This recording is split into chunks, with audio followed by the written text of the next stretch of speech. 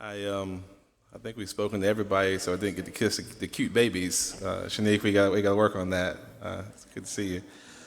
Madam Clerk, I guess how does it work officially? I guess we need to call the roll again, right, for the 6 p.m. meeting, right? Might as well, yes. All right, let's call the roll. Okay, good evening.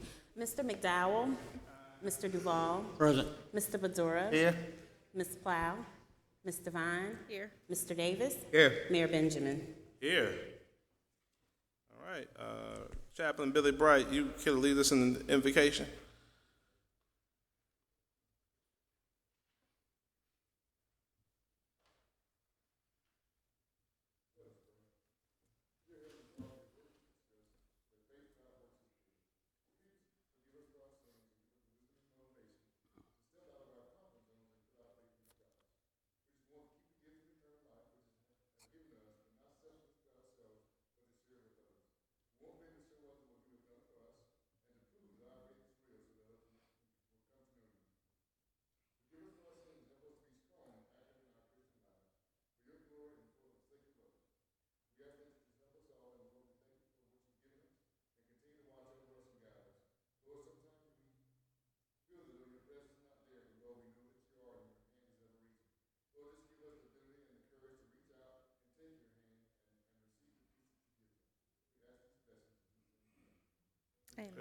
Amen. Um, would you mind if we have one of the members of Omega Psi Phi come lead us in the Pledge of Allegiance? Come on.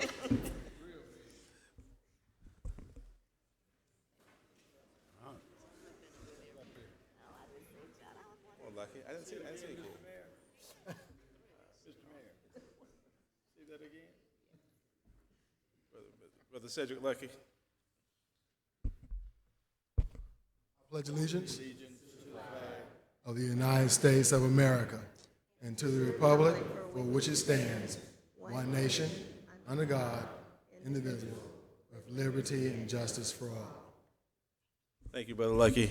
We are, as you all can tell, Natalie dressed in the back of the chamber. We have the men of the Omicron Phi chapter of Omega Psi Phi fraternity, looking sharp, about to celebrate 105 years as members of the Divine Nine, and wonderful history. I love being able to talk about the Qs, surrounded by two Qs, and having a microphone. But I'm sure Reverend McDowell and Councilman Davis would like an opportunity to say something as well. But we're thankful to have you here. We're thankful for all the incredible work you brothers do in this community and all around the world. And we know that the roots of your great fraternity go back to Charleston, South Carolina, deep in the soil of Charleston. But we're glad to have you here. All right, Ms. Davis. No, I would echo your description of the purpose and the history. I think the one thing that's still impressing me, and that still it really adds to the quality of life in our city, is that they are really celebrating their outreach programs in the communities. We just talked a few minutes ago about their mentoring projects, and also talked about going into the belly of the neighborhoods where there can be some lasting impressions. And I think that's one of the best callings they can have, true to the cause and true to Omega Psi Phi. Say that again. Reverend McDowell. If y'all knew how much abuse I go through up here between the two of these guys and my father-in-law and all his brothers included, Reverend McDowell has a moment, the microphone.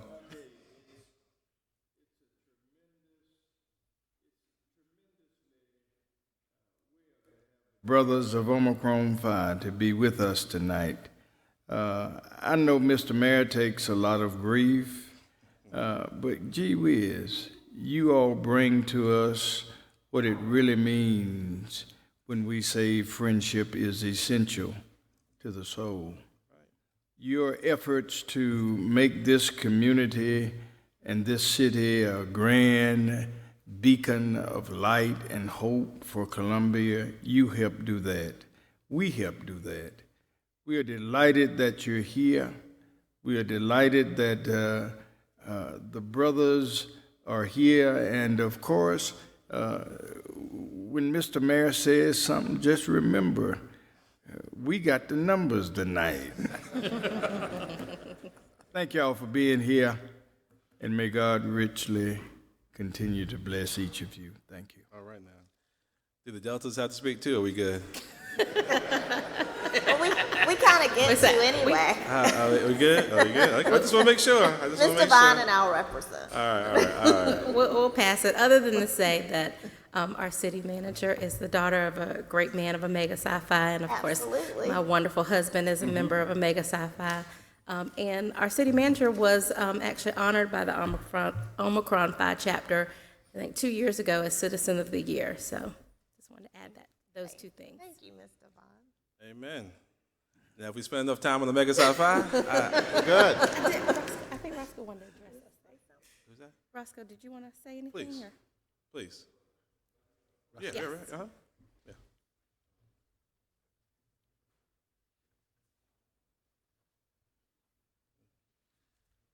Recognize Mr. Jonathan Chambers, too.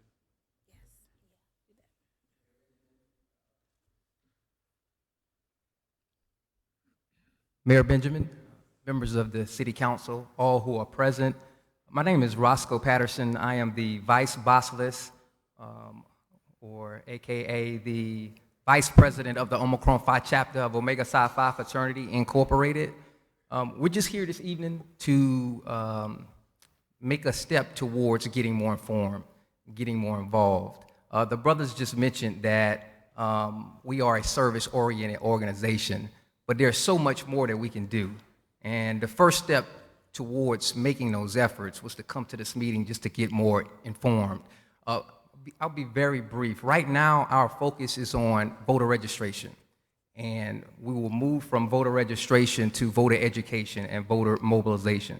So we actually kicked off this campaign that we have marked as "Voting is a Power Move," is the slogan that our chapter is using. We kicked off this campaign around the Palmetto Classic weekend, which was Labor Day weekend.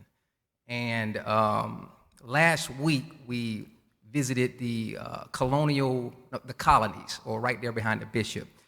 We fired up a grill. We served hot dogs and chili right there within the community, and we registered over 20 people right then and there. Awesome. And we're going to be doing more efforts like that, and we're looking at you. We're looking to you guys for you to point us in the right direction.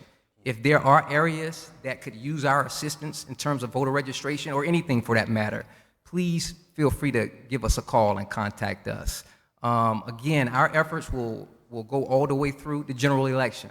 So please feel free to let us know. And not only with voter registration, as I mentioned, if there are other opportunities in the community, you can see the brothers here in the black and white. We are here deep, all right? And we are looking to roll our sleeves up and work and do whatever we can to make this city a better place. Absolutely. All right? Thank you. Thank you, Mr. Vice Bossless.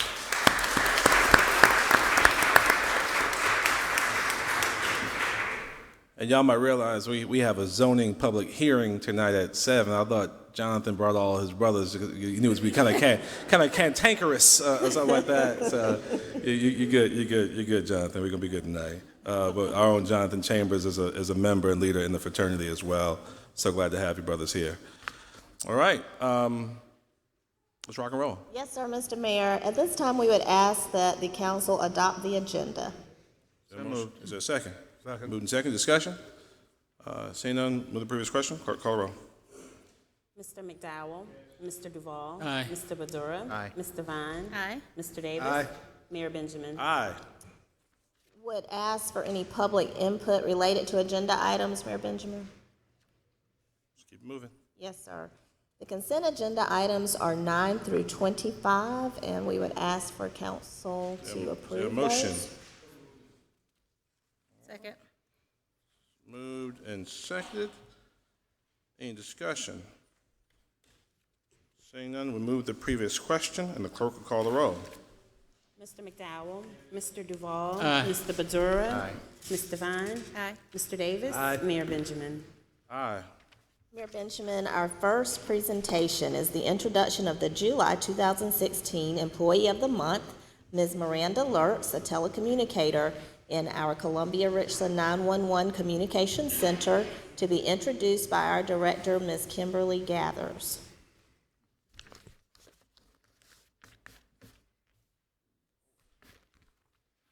Good evening. Good evening. Good evening.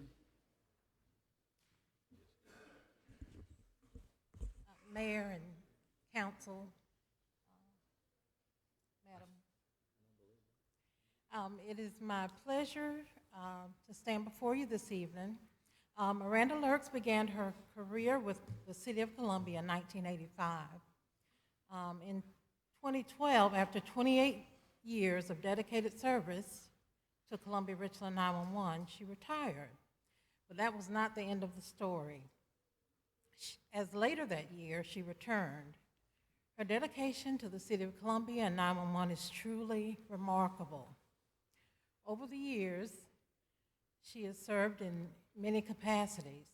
She served in the role of call taker, telecommunicator, shift supervisor, shift manager, and while she currently holds the position of part-time telecommunicator, her extensive knowledge and experience allows us to utilize her for administrative support and simply just anything that needs to be done. She's truly a Jack or Jackie of all trades.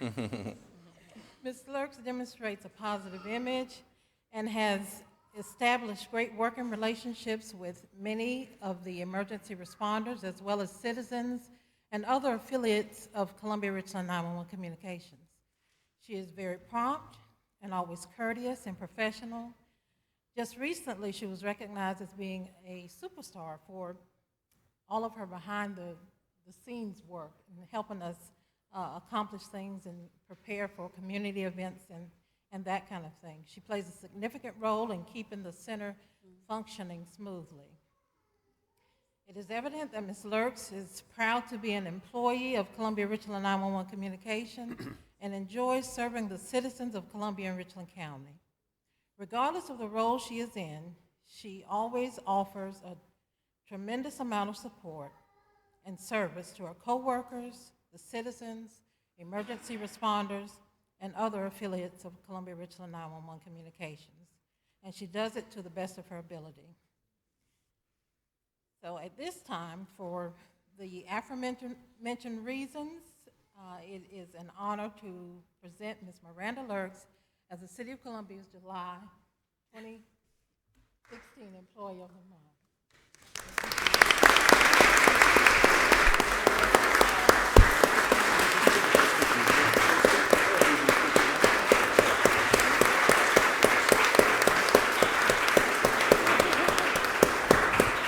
So the ladies and gentlemen over at 911 Communications hold a really special place in my heart, not just because of recent events with the flood of 2015 and the firsthand experience I got to see with you all working, but any employee who gets the praise of Ms. Kim and Ms. Jackie deserve a lot of praise because these two are top notch with what they expect. Yes. So congratulations and go shopping. Just a little token.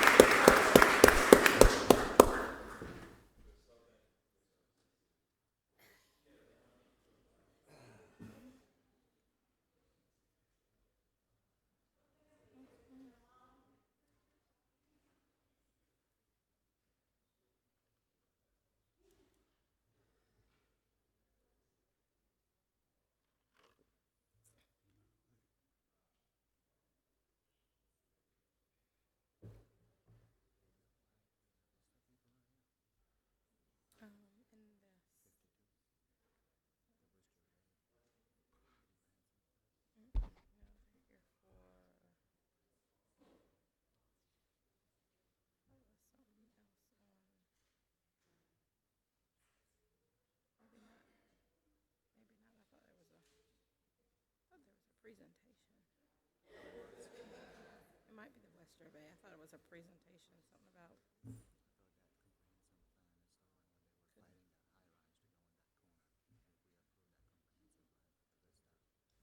Oh, yes, I'm thinking about Vista. Yeah, yeah, yeah.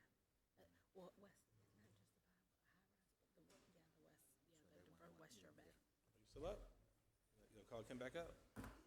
Oh, yeah, absolutely. Ms. Gathers is going to present the Commission on Accreditation for Law Enforcement Award to the Columbia Richland 911 Communications Center. I think we should be presenting it to you, shouldn't we, Ms. Gathers?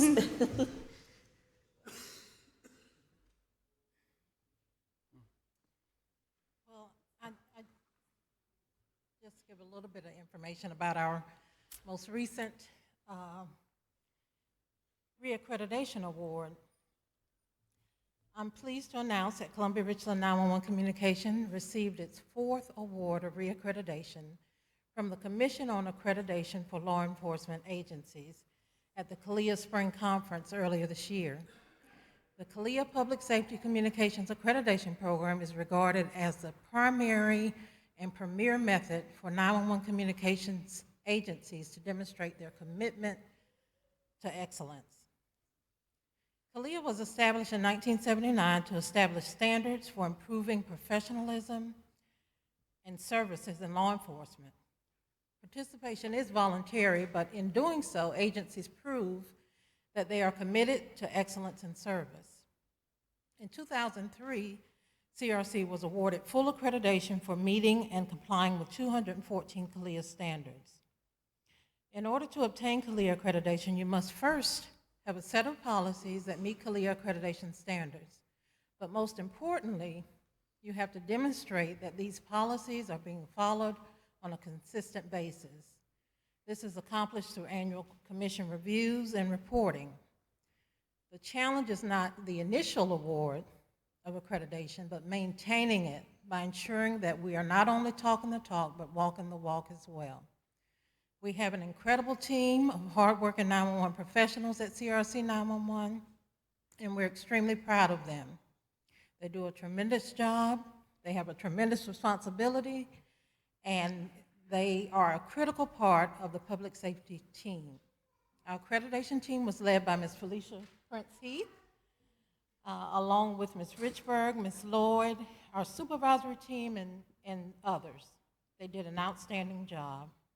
Our commitment to accreditation is continuous, ensuring that the citizens and public we serve will have the best 911 communications center possible.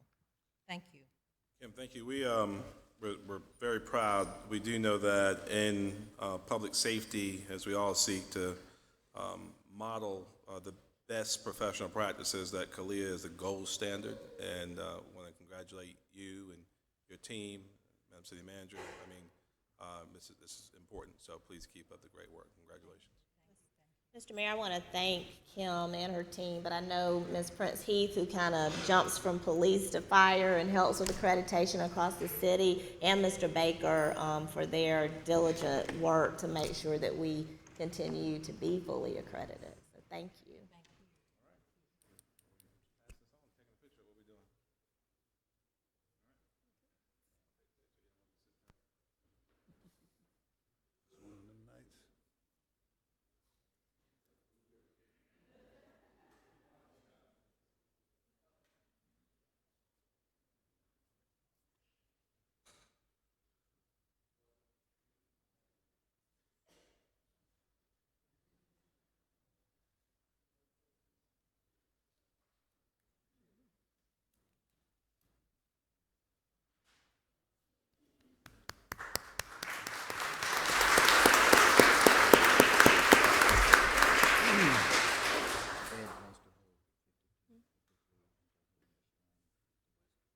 I know it seems like we take a lot of pictures, guys, but it's for posterity's sake. It's for posterity's sake. So, Thank you, Mayor. Madam City Manager? Yes, sir.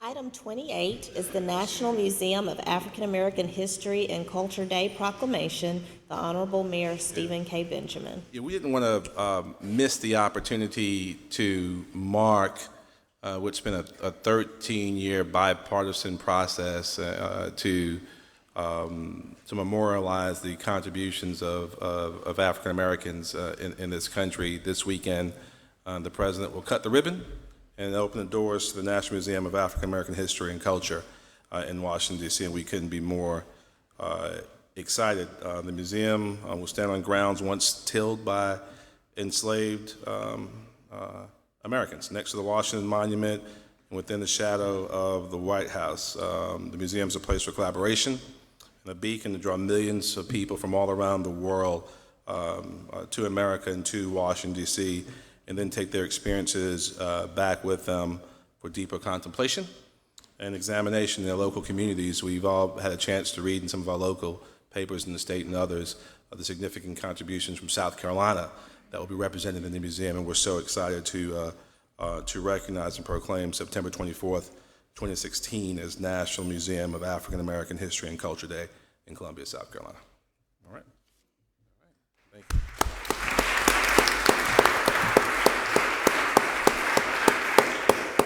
And we may actually have Ms. Brocious go ahead and forward that up to the Smithsonian on our behalf. So please, Ms. Karen. With that, Ms. Karen Brocious, Executive Director for the Columbia Museum of Art, will present an art update. Mr. Mayor, we're very excited also about the National Museum, and I wanted to mention to everyone present that the CMA welcomed that museum's architect to Columbia. And his name is Phil Freelon, and he gave a standing room only talk to 200 people. So that was one of our highlights of the year, to have him here.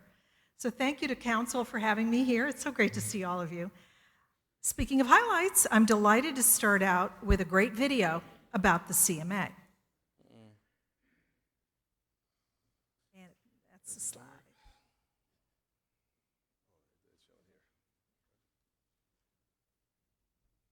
Does it go in? And if not, I will continue. Can you tap dance? Can I tap this? While they're setting up the video, I want to thank Susan Boyd, who's on our board, who is here with me tonight, and Joelle Ryan Cook, the Deputy Director of the museum, who are here with us. And Karen, I guarantee you it's us, not you, okay? We're still adjusting to some new system. Was it a new system? Yeah, very much so. I can always come. It requires a significant amount of human interaction, us non-millennials. It's about a minute long, but it really showcases the energy at the museum. Karen, I'm not sure if when you sent your presentation of that link, if the staff knew the link was embedded in here. So if you want to go on and Okay. let them work through that. And we can always start it, we can finish it with it if it at the end. Thank you. So the next slide is all about the hospitality great, that's the tourism and attendance slide. Thanks to hospitality tax, the CMA has made Columbia a destination for visitors from all over the state and region, as you well know. But we also offer 800 public programs and tours every year. And note that a third of them are offered for free. Next slide. Should I do that? There we go. I'm proud of my staff for making it a banner year, and thanks to the generous spirit of the community, it was our best year. Winning the National Medal for Museum Service was like winning an Academy Award. Thank you, Columbia, for your sustained support and to all the creative and innovative partnerships that make our museum and city shine. We also put Columbia on the world map as our paintings are requested from all around the world. Currently in Denmark, our Monet is one of 50 Monets on loan from the world's top museums from New York, Paris, London, and more. We'll celebrate the Monet's homecoming in December, and I've already talked to the mayor about creating a welcome home ceremony for the Monet, and we're going to invite the mayor of the other Denmark in South Carolina and have the people of Denmark come to welcome the Monet from the other Denmark. In terms of partnerships, this is one area where our museum just shines. We always work with our businesses, education, and community partners that together create a robust roster of CMA programs that make everything we do better. This is just a partial list, and we have partners of over 100 partners each and every year. Now, here are the exhibitions for this year. And we're excited to bring more exceptional exhibitions, and a lot of firsts are coming this year. For the holidays, we're offering our first ever show on the art of Hollywood fashion and film with Cut, Costume in the Cinema. In the spring, we'll show the new body of work by Columbia African-American artist Tyrone Jeter, who captures the human spirit through his great talent in portraiture. Another first for us is an exhibition next spring by world-renowned surrealist artist Salvador Dali. And then next summer, Retooled celebrates the playfulness of tools in art. And we thought we're relating Retooled to Columbia's flood recovery progress by exploring urban planning and rebuilding, illustrating that the arts can be an important part of this community discussion. In May 2017, just a few short months from now, we'll be starting our exciting building renovations, which last about 18 months. And Council, thank you for your leadership support with your commitment for this renovation. The major changes, as you can see, is a new entrance on Main Street. We're going to have more education and event spaces to meet public interest, and more galleries for school and group tours. These changes are exciting, and they will raise the profile of our city once again. At the CMA, we're committed to being inclusive and participatory for everyone, as we believe that art is meant to be experienced, not just seen. We're giving our community more art and opportunities to connect with people and ideas from around the corner and around the world. As we all know, art helps kids excel in school, build problem-solving skills, and find more ways to express themselves to be a well-rounded child. We'll continue to offer more for families, schools, and our youngest community members. So that's my last slide. So did it by any chance pop up as the embedded video? It did not. So well, first of all, I'll have to come back. May I invite myself back to show the video? Whenever you want to show the video, Karen. Well, and you know, in our business, picture's worth 1,000 words, and I think you've just seen a little bit of the excitement that we have planned for the year, but we always try to reinvent ourselves and be better than we ever were before, and I think you can see from these slides, we're your partner. The City of Columbia is what makes us great, and we are so proud of being able to make the city great. We're tickled pink by the work you're doing over there. You always seem to knock it out of the park, and then we think you can't do any better, and you do better again and again and again. So we're excited about things. When does construction start on the external? It's going to start May 17. Okay. And it will be done in about August of 18. Okay. Oh wow. So Wow. it's a lot of work ahead, but we're very excited about the transformation that will come about. Fantastic. Mr. Duval? Mr. Mayor, Karen has left out what I think is a very important part of the museum, and that's the music part of the museum. Most people don't think of the Columbia Museum of Art as a music venue, but I have learned really since I've been on this council that they have great music programs too. They have 5 sessions of Jazz on Main that are wonderful. There was one last Friday night, and they have 5 sessions of chamber music on Main. And both of those concert series are first class, top of the line, packed houses of musical enthusiasts for the Midlands area, and I appreciate that good work that you're doing. Absolutely. Thank you, Councilman. I think the point about those is they're both very informal. We love to just welcome people. You can sit, you can have a glass of soda or a glass of wine while you're listening to music, and the artists come out and tell you what they're going to perform. So it's very relaxing, and it's enjoyable and inclusive, and we'd love to see everyone here to come, because it really is fun. All right. Keep up the great work. Okay. Shoot us a link with the video. I'm sorry, Mr. McDowell. One of the interesting things about the museum, one of the things that really attracted me to the museum, of course, 11 years ago, my wife and I had our reception there. And a beautiful, classic place. And you see how the circle goes around and it keeps evolving.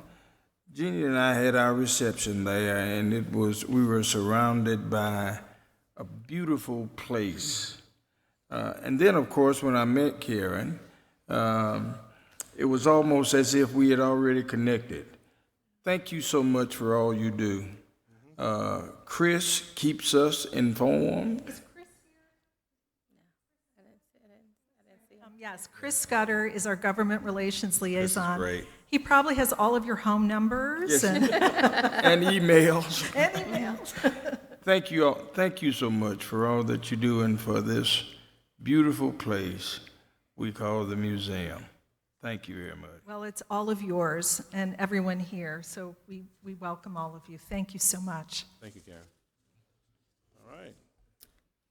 Ms. Wilson, Mr. Mayor, will. Mika? I'm sorry. I was just going to say, this isn't a presentation to be made here, but I just wanted to make sure everybody knows, and I know I think Ms. Said and her staff were able to attend the South Carolina Association of Community and Economic Developers last week, and the Ike Williams Service Award was presented posthumously to Ms. Deborah Christie, and I wanted everyone to know that. Thank you, Ms. Devine, for noting that. I don't even think I knew that, so that's wonderful news. At this time, Mr. Mayor, we'll move into a period of first reading of our ordinances, beginning with items 31 through 38. We would ask council to consider approving those items together as the adoption of building code provisions in effect for South Carolina and the city of Columbia, So not item 30, do that separately? 31 through 38. I'm sorry, 30 through 38. Mr. Duval? That's it, 30 through 38. Yeah. Let me get a motion. Oh, I'd move we adopt 30 through 38. I'm sorry, maybe I'm looking at the old agenda, I apologize. No, that's right. I think that's right, 30. 30 through 30 30, through 38. 30 through On 38, the yeah. paper says 31 through 39. I think when we made an adjustment to our got agenda, you, those okay. numbers changed. It's 30 through 38. All right, is there a second? Any discussion? With the previous question, clerk call a roll. Mr. McDowell, Mr. Duval. Aye. Mr. Badura, Mr. Vine. Aye. Mr. Davis. Aye. Mayor Benjamin. Aye. Thank you. Item 39, ordinance number 2016-088, authorizing the city manager to execute a lease renewal agreement with Branch Banking and Trust Is there a motion? Company. Is there a second? Any discussion? With the previous question, clerk call a roll. Mr. McDowell, Mr. Duval. Aye. Mr. Badura, Mr. Vine. Aye. Mr. Davis. Mayor Benjamin. Aye. Number 40, ordinance number 2016-089, authorizing the city manager to execute an 8th amendment to purchase agreement between the city and Is there a Bright second? Myers. Second. Moving second, any discussion? With the previous question, clerk call a roll. Mr. McDowell, Mr. Duval. Aye. Mr. Badura, Mr. Vine. Aye. Mr. Davis. Mayor Benjamin. Aye. Item 41, ordinance number 2016-090, amending the 1998 Code of Ordinances of the City of Columbia, South Carolina, Chapter 12, Motor Vehicles and Traffic, Article 2, Stopping, Standing, Parking. A motion? So move. Second. These are the same issues that counselor addressed at the work session. Moving second, any discussion? With the previous question, the clerk call a roll. Mr. McDowell, Mr. Duval. Aye. Mr. Badura, Mr. Vine. Aye. Mr. Davis. Mayor Benjamin. Aye. Item 42, ordinance number 2016-091, to amend ordinance 2015-092. Is there a second? Second. Any discussion? Seeing none, we'll move the previous question, the clerk call the roll. Mr. McDowell, Mr. Duval. Aye. Mr. Badura, Mr. Vine. Aye. Mr. Davis. Mayor Benjamin. Aye, just for those who aren't paying attention, we just extended the temporary waiver of permit fees for flood damaged property through January 31, 2017. All right, first reading. Thank you, Mr. Badura. All right, I'm going to recuse myself for items 43, 44, and 45, 49, 50, and 54 and 55, just as a resident of Wood Creek Farms and a member of the HOA. So make sure we have no conflicts of interest. So I get a very quick respite. I think we've been told that we're supposed to stay in the room. I still don't like that, and I won't. You guys, Ms. Davis, rock and roll. All right? Yeah, for the public's information, we're proceeding according to ordinance and policy. Item 43. Ordinance number 2016-085, annexing the said addresses on Beach Fern Circle. Move approval. Is there a second? Is anyone opposed or against? Roll call, please, ma'am. Mr. McDowell, Mr. Duval, Aye. Mr. Badura, Ms. Devine, Aye. Mr. Davis. Aye. Item 44, ordinance number 2016-086, annexing the stated addresses on Court Grass Road and Beach Fern Circle in Move Richland approval. County. Second. Is anyone here to speak for or against? This is not a public hearing. All right. Roll call, please, ma'am. Mr. McDowell, Mr. Duval, Aye. Mr. Badura, Ms. Devine, Aye. Mr. Davis. Item 45, ordinance number 2016-087, annexing Deer Park Drive, Island View Circle, Move approval. Jacobs Mill Pond. Second. Is there a second? Second. Call the roll, please. Ma'am. Mr. McDowell, Mr. Duval, Aye. Mr. Badura, Ms. Devine, Aye. Mr. Davis. Aye. Thank you.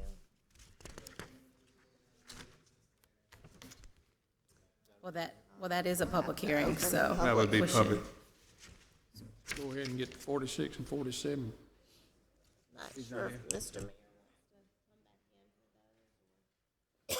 I doubt if he's, Does he wants to be in on this? You might as well, 'cause it. Okay. 46. 46, Mayor Benjamin, is Resolution R 2016-069, adopting the All Natural Hazards Risk Assessment and Mitigation Plan. Motion? Is there a second? Second.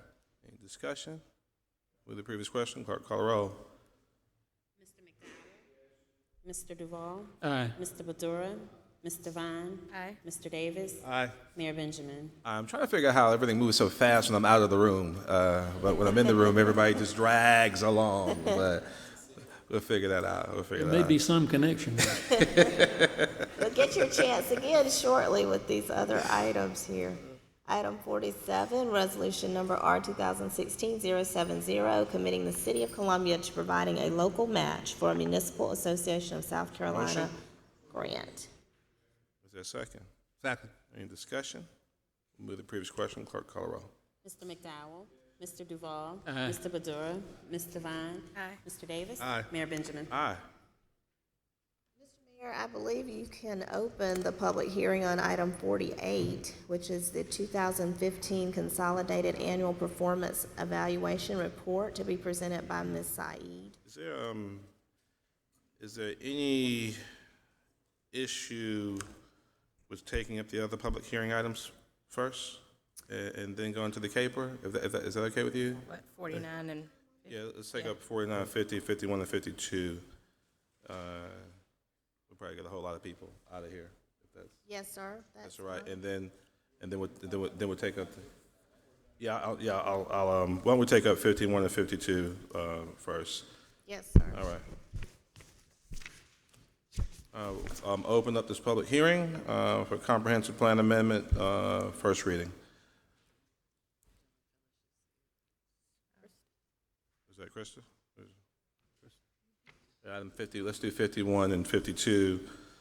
Excuse myself. And then we'll for 49, 40, 50, and then we'll go back to 48. Do you want us to start back with 51 and 52. 51? Alrighty. This is a comprehensive plan Are you on? amendment to amend the future land use plan. Sorry, shouldn't have wore heels. At 4202 North Main Street. This is to amend the comprehensive plan to modify from UCMR1 to SD5. All right, is anyone here to speak in favor of or against this? Mayor, I move to approve. All right, is there a second? Second. Any discussion? We'll move the previous question. Clerk call the roll. Mr. McDowell, Mr. Duval, Present. Mr. Badura, Ms. Devine, Aye. Mr. Davis. Aye. Mayor Benjamin. Aye. Thank you, Justin. I'm going to turn this over to John. 52.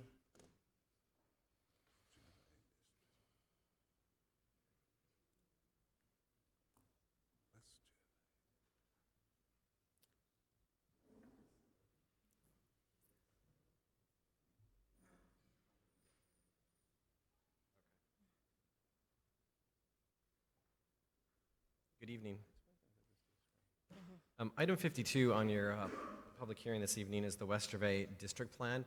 We have been working with the Vista Guild and the neighborhood in that particular area for quite a while on this particular plan. I'm going to walk you through the plan a little bit and give you an update towards the end on what the recommendation is from the Planning Commission.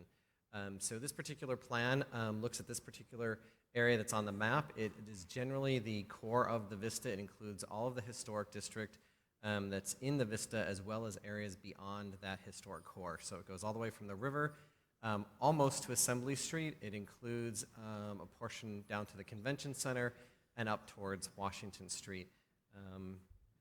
The particular plan had a lot of public involvement. We had meetings actually out on the street underneath the railroad, covering and engaged people who we invited them there, but we also engaged those who were just walking by to get their feedback.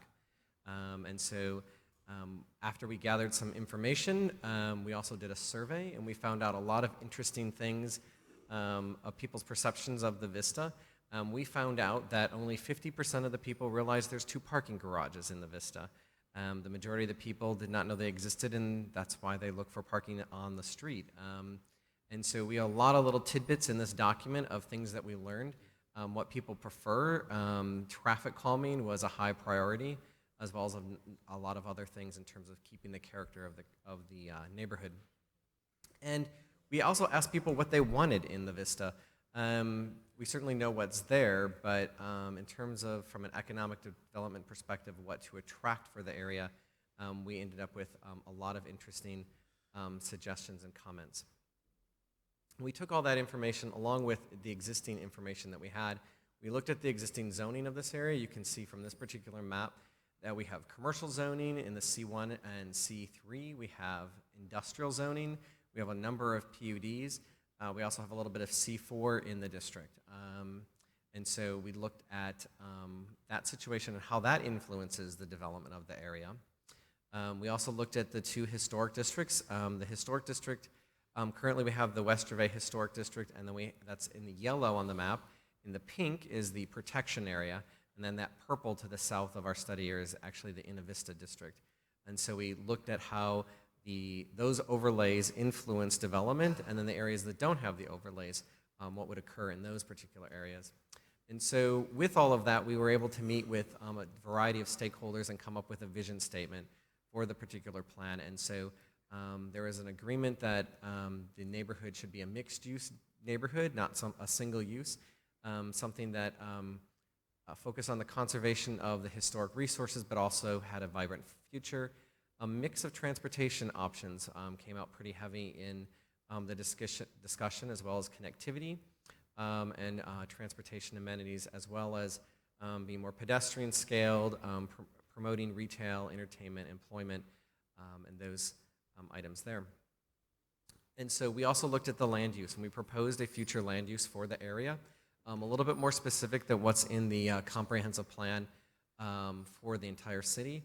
And that focused on ground floor activity zones, mixed-use residential, and mixed-use office and commercial, and that's depicted in the map on this particular page on slide 31.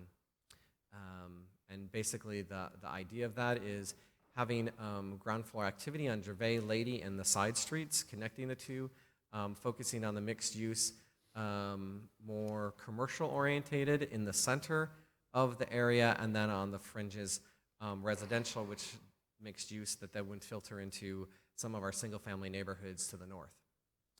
And one of the discussions in this particular area was height, and we talked about height quite a bit. We studied a number of examples, and we started off looking at what are the heights actually in this district for both historic and existing structures. And you can see there's quite a variety as depicted on this particular map, which represents the darker the color, the taller the building, the lighter the color of the footprint of the building, the shorter it is. So anything from 1 story all the way up to kind of a mid-rise situation. And then we also talked about the terrain and height and how that affects.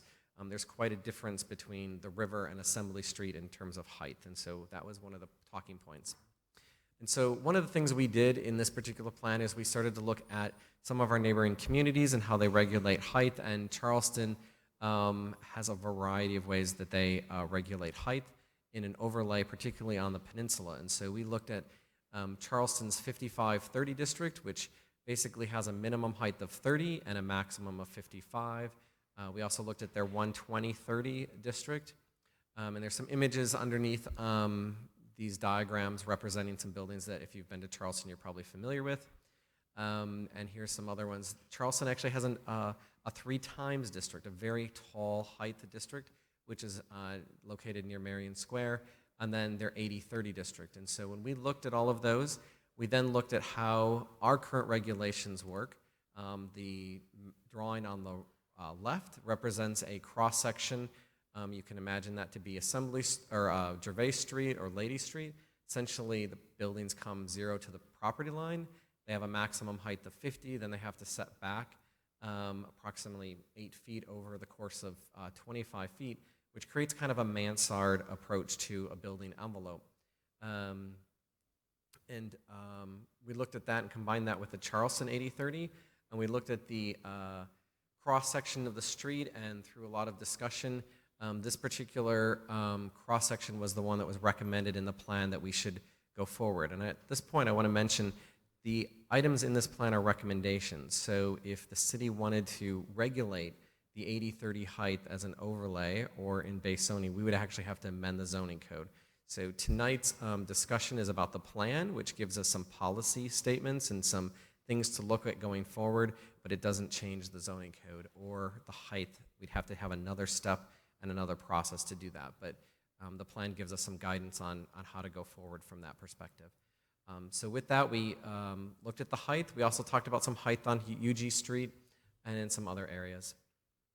And that's kind of depicted in this particular plan. So that height overlay, we decided it shouldn't be the whole study area. It's really focusing on the historic core of the district and properties adjacent to the historic core to try to create a buffer and keep some integrity to height in relationship to that the historic elements that are in the district. And that's depicted in the blue. The plan also looked at pedestrian infrastructure, bike and bike share, amenities. We also looked at some bike improvements, which mirrors the improvements from Walk by Columbia. And we also looked at some pedestrian connections. There was a lot of discussion in the Vista about mid-block connections. There's a lot of abandoned railroad rights-of-way and opportunities. You can see some of those opportunities. They've happened. Some actually within the last year have happened with the little alleyway over by the brewery and the redevelopment of the property by the Arnold companies. And so you actually see some of these ideas that have actually started to unfold. As we talked about them, they kind of got incorporated in some redevelopment projects. And so that's what this particular diagram represents. We also looked at public realm items. Again, this kind of ties into our conversation from this afternoon about public space, but looking at outdoor dining, wayfinding, site furnishings, providing shade and sun, as well as public art, making them very vibrant public spaces. And there was a discussion about a pedestrian zone and making an area in the Vista that could be used for pedestrians for gathering. And there's examples on this page from Asheville and from New York and some other communities that have some formal and informal public spaces that attract people to the public spaces. And then there was also discussion about open streets events and other kinds of venues that really focus on the pedestrian and public spaces. So with that, there was also a lot of discussion about a plaza at the intersection of Lady and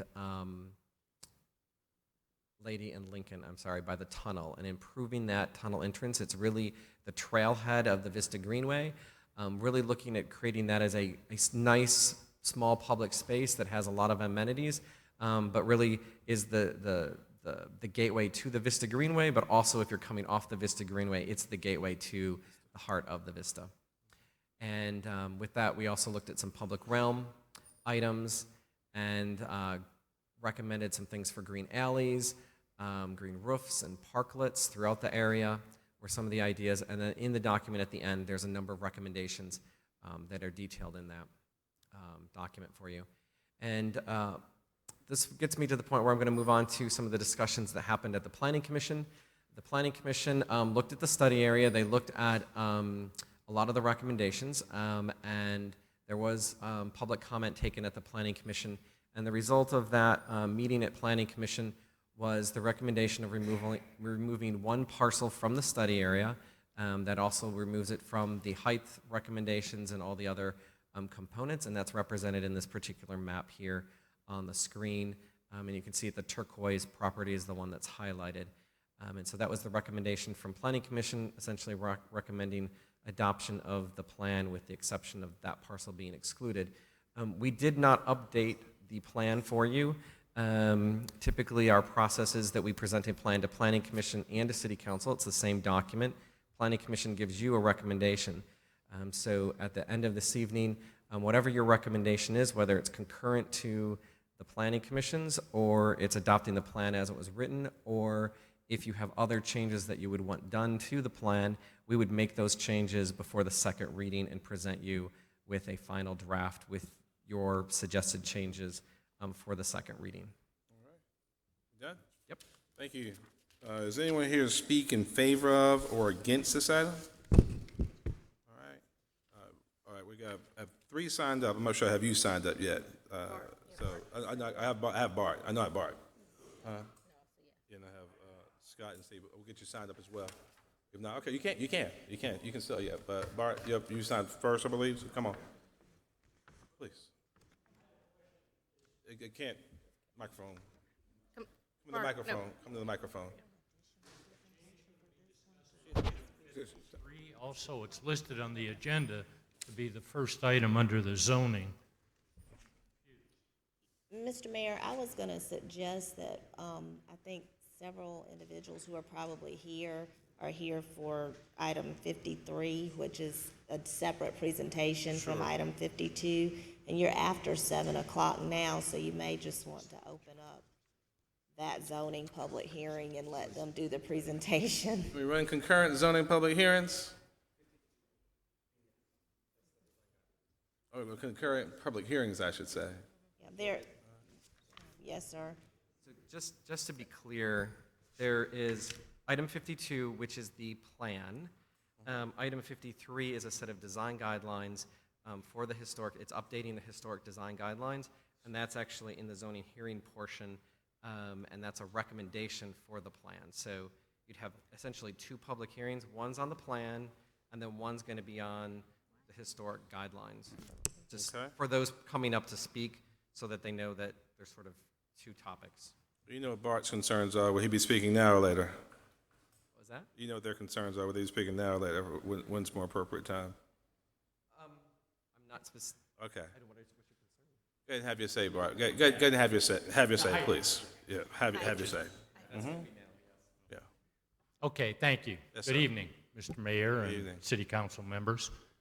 My name is Bart Walrath, and I'm a Vista resident. And it's a little confusing to me, but in my opinion, I applaud the planning staff's work on the plan. And the focus groups and the public meetings they had, DDRC and the approval by the DDRC, went to Planning Commission and had to come back a second time, and that's where that revision was generated. That's not in the packet for today's meeting, so it's never even been made public since right now is the first time I've seen it.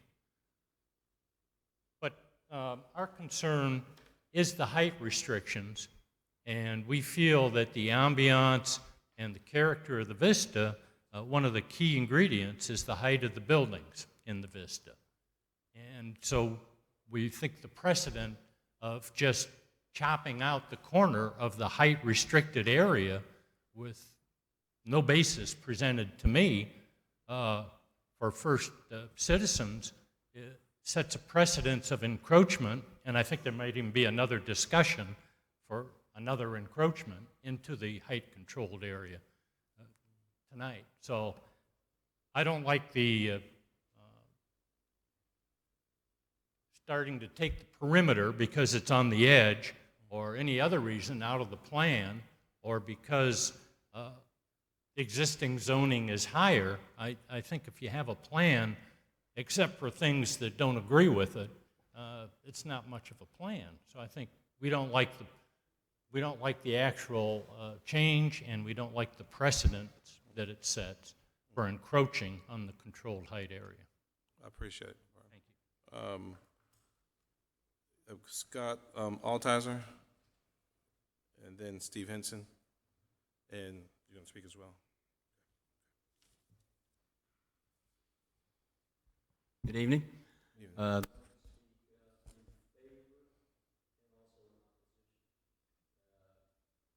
I'd like to thank the Planning Division for all the hard work they've done. This has been a fantastic project, and I've been a part of it since 2013. But I would have to refer to 1994 when the first guidelines were adopted for the Vista area. Since that time, 2013, the Vista Historic District was proposed. Several changes have been made since then. One in particular was the adoption of the 2015 of the Comprehensive Use Plan. And the Comprehensive Use Plan shows that Park Street will be the separation line between the Central Business District. It's identified as the SD3 use district, which is high density, high development on the east side of Park Street. In 2015, May, the city adopted a vertical development ordinance encouraging high-rise development, buildings in excess of 80 feet tall in the Central Business District and beyond, because it actually included development on top of public parking garages. The fact that this study has kind of taken some turns back and forth and the boundary lines have moved back and forth, I think is probably a product of a lot of discussion, a lot of local support, a lot of local opposition, but a meeting of the minds is still yet to be met as far as I can tell right now. I would ask that the council consider that at this time, especially with an exemption granted to one currently C4 zone property, that other properties contiguous, which are C4 or have the likelihood to be proposed as C4 developments, be considered for the same exemption. Thank you. Thank you, Scott. Steve Henson?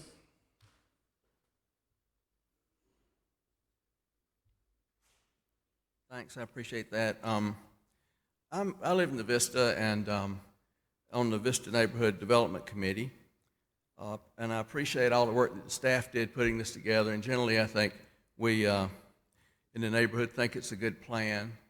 I've tried to stay involved and met with a lot of you guys over the years and harassed you about different things. But anyway, like Bart said, height is very important to us in the Vista. I went to the DDRC meeting about this, and it was approved as it stood originally. So the DDR recommendation does not have that exception in it, as I understand. Then I went to the Planning Commission, and it seemed like this kind of a routine meeting, and they said we hadn't read it yet, we'll delay it until the next meeting. Because of a family medical situation, I wasn't able to go to that second meeting, and I was quite surprised that this had come up kind of out of the blue, that exception would be made. So my thought is that, you know, like Bart was saying, we've got to be careful about not encroaching. My understanding, I know it's gone back and forth, but was basically that that block between Park and Lady between Park and Assembly would be split. And the Assembly side is for taller buildings, but at the Park side, the Vista side of that block would have those height limits. I mean, 80 feet is pretty tall in the Vista. I mean, it's probably a little taller than we'd really like, but that's kind of, you know, the compromise that has been come to. But going above 80 feet, I think, is just too tall. So I just like to ask y'all to approve this thing as it was originally done and as the DDRC approved it, and not as it was amended apparently by the Planning Commission. Thanks. Thank you, Steve. Please. Apologize, Mr. Mayor. Jim Caldwell here, a resident of the Vista and part of the Vista Neighborhood Association, member of the Vista Guild, who I'm not sure is here tonight, but they were at the DDRC and the both Planning Commission meetings when this came up before. And hello to council, thank you very much. Met some of you before on a related issue. I also want to say that to the staff, Krista and John have done a fantastic job, but you had an outstanding process here. I mean, I've lived in the area for 3.5 years now, and I think I was late to the process. John mentioned it went on for a while. Seems like we're on to about 4 years of this. It was a very public process. There were many times for people to come forward, and you know, we thought, and we're also, the three of us are representing a number of other people who couldn't make it, but originally we were thinking that the line, if you will, on that side would be Assembly. And John coached us as to why, you know, it had to come in a little bit more west, if you will. I mean, this was over many meetings, public hearings, individual meetings, meetings where they brought us in just by ourselves, meetings where they brought developers in, and so on and so forth. As Steve mentioned, the DDRC went 7-0 to approve this as is. I just find it hard with such a great process that at the very end you'd have an exception which has not yet been granted, so we're asking you not to grant that. And then furthermore, another call to, you know, redo all this. So undo something we've done for 3.5, 4 years, and now all of a sudden try to come up with something different. I think the work that's been done, and we're just asking you guys to approve it as is. So thanks very much. Thank you. Mr. Paul Rosardi.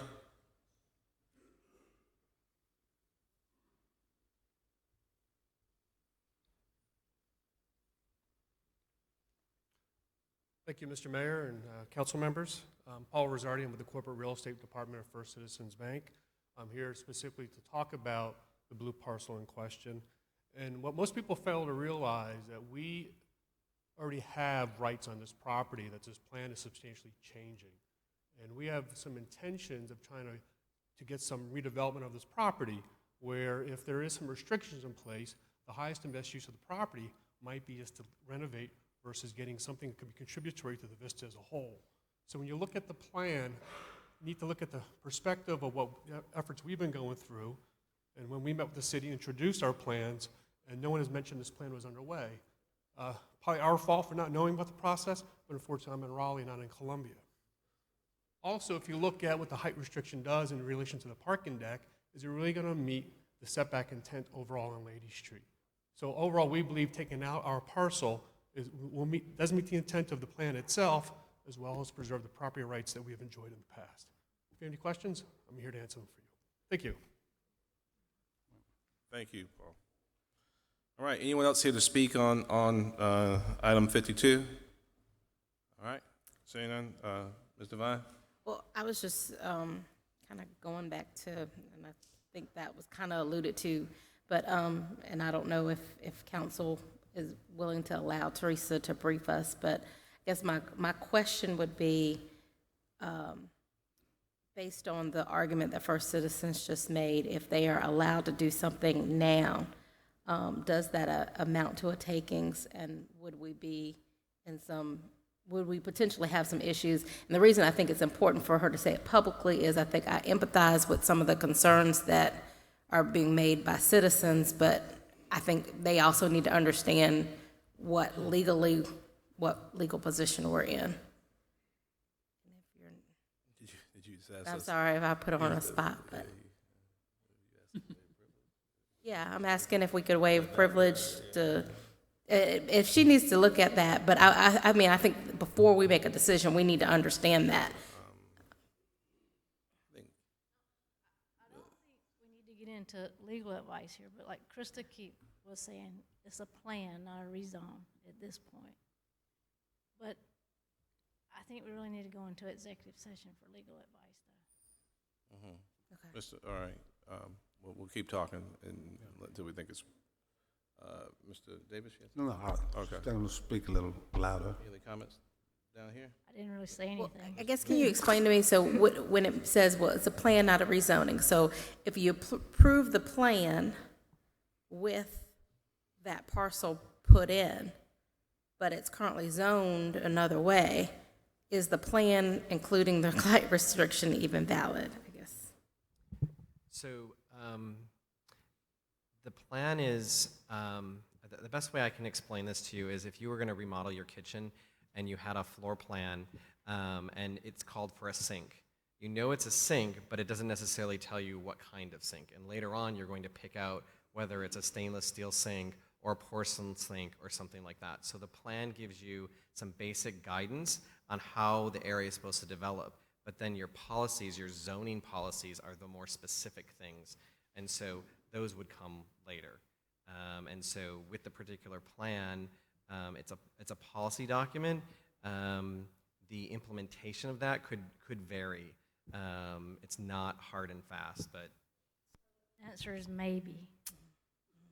That's really the answer is maybe. Mr. McDowell.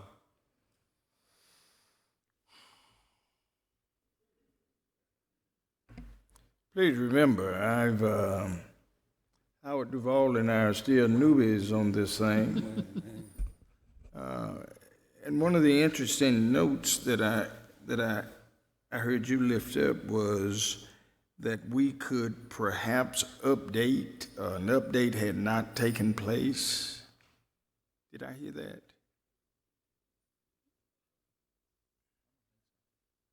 Are you talking about an updating of the design guidelines? That's correct. That would be the next item, and so that actually is, this is the plan. That particular one is actually more of a zoning question. Okay. Mr. Mayor. Yes, sir. For the sake of clarity, I move to defer.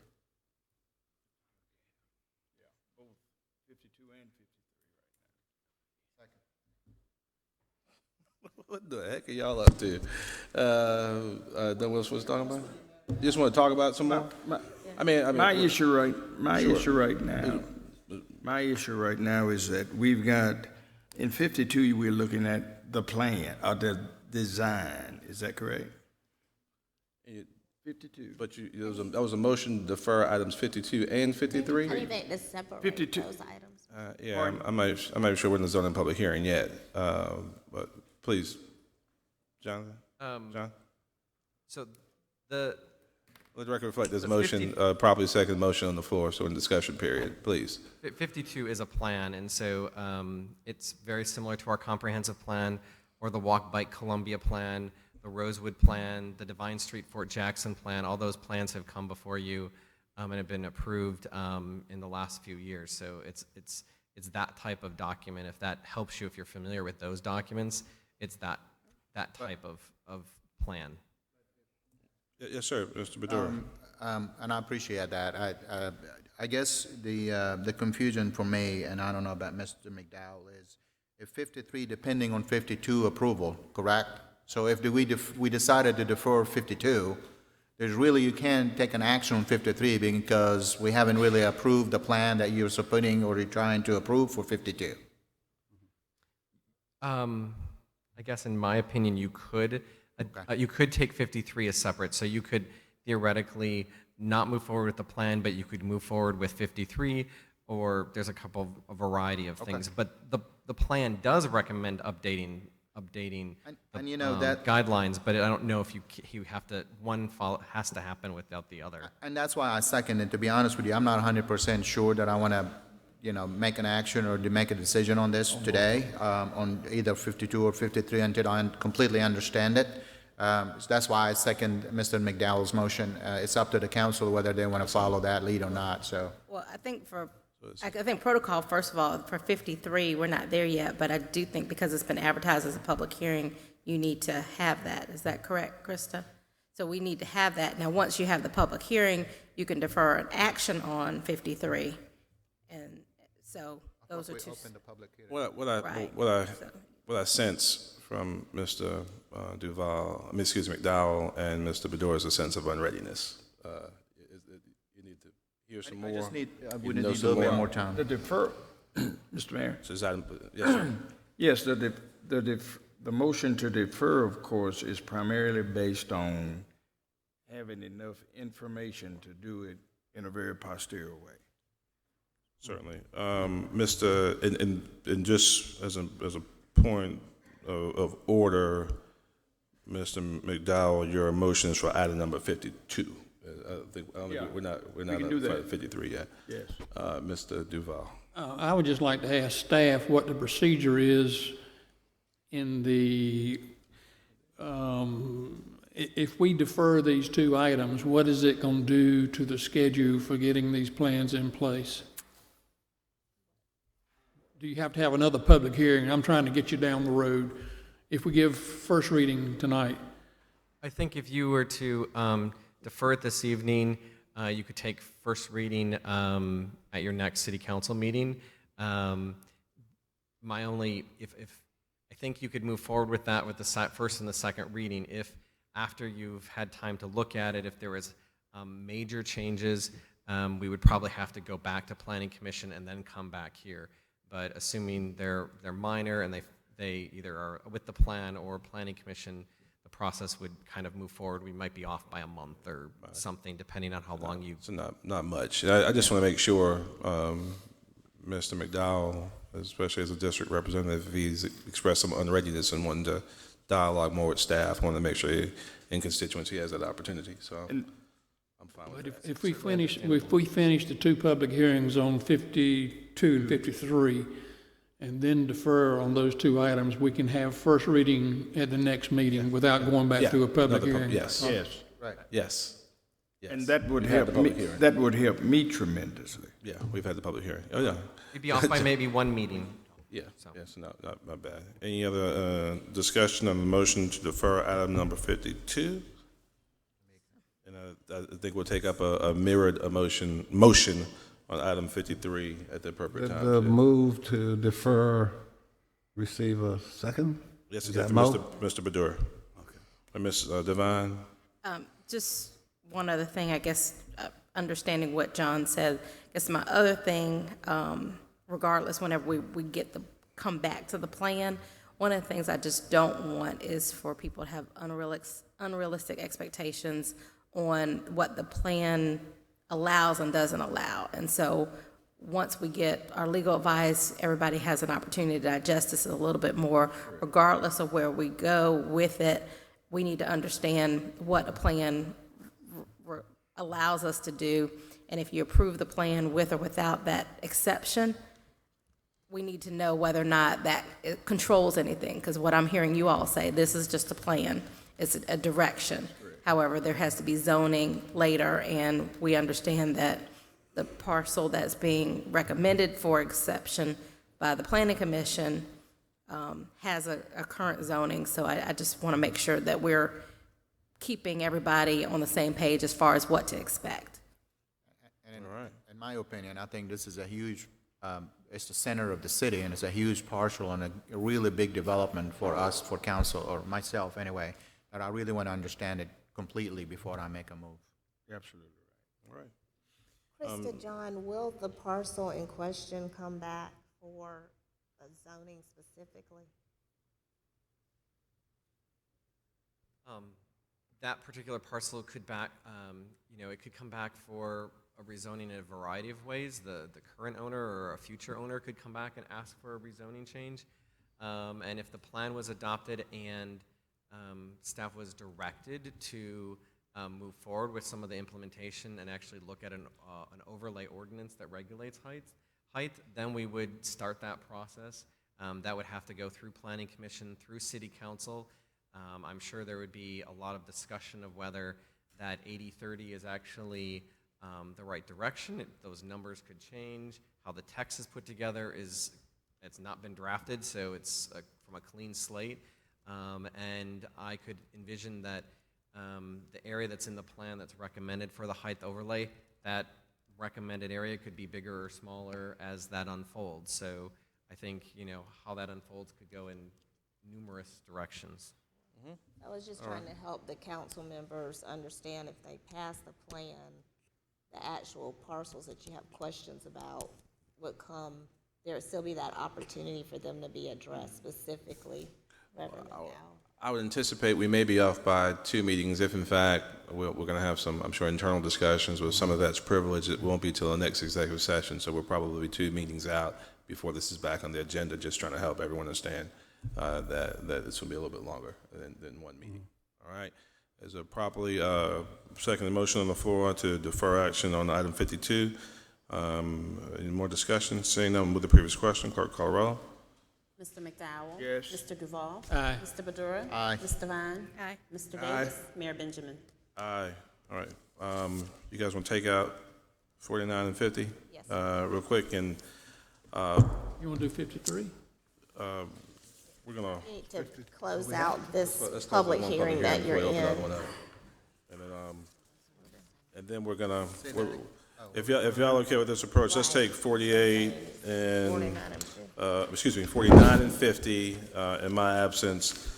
We may open the zoning public hearing, vote to defer on 53, and then, go back to, Ms. Saeed's presentation, or however you see fit, but those others in order, okay? Okay. I got you. Call the roll, man. So we're on item, All right. we're on item 49. Excellent. This is a comprehensive plan amendment public hearing for 1104 Deer Park Drive to amend the comprehensive plan to urban edge residential large lot. So move. Oh, no, public hearing. Is there a motion? So moved. Public hearing. Is there anybody speaking? We are back in public Yes, hearing. So, is there anyone to speak on behalf or against? Hearing none, please call the roll. So move. Second. Seconded. Madam Clerk? Mr. McDowell? Yes. Mr. Duval? Aye. Mr. Badura? Aye. Mr. Vine? Aye. Mr. Davis? Aye. Next is the Village Phase 1A, 9 and 13 South Olmsted Lane, a request to amend the comprehensive plan to confirm the classification of urban edge residential small lot. What are we doing with this? Can you do a little bit more? These, when we annex land, there's 2 things we have to do. We have to amend the comprehensive plan, the land use, and we have to assign a zoning classification. So this is the confirmation of that land use for our land use plan for the comprehensive plan. You will later see a confirmation of the actual zoning itself.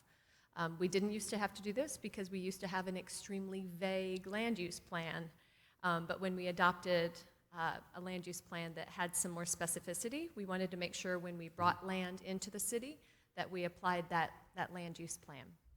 So that is what these are: the urban edge residential small lot, the Village at Wood Creek Farms. Those are smaller lots, and so that land use applies there. Likewise, the one ahead of it, the large lot, is applicable. Okay. Is there anyone to speak for or against? Is there a motion? Second. Roll. Mr. McDowell? Yes. Mr. Duval? Aye. Mr. Badura? Aye. Mr. Vine? Aye. Mr. Davis? Aye. Okay, that takes us. Mr. Davis, in Mayor Benjamin's absence, you could open the zoning public hearing at this time and move forward with, I think, a motion that you all were discussing for item 53. Okay, for the public, I would so move that we do reopen the hearing.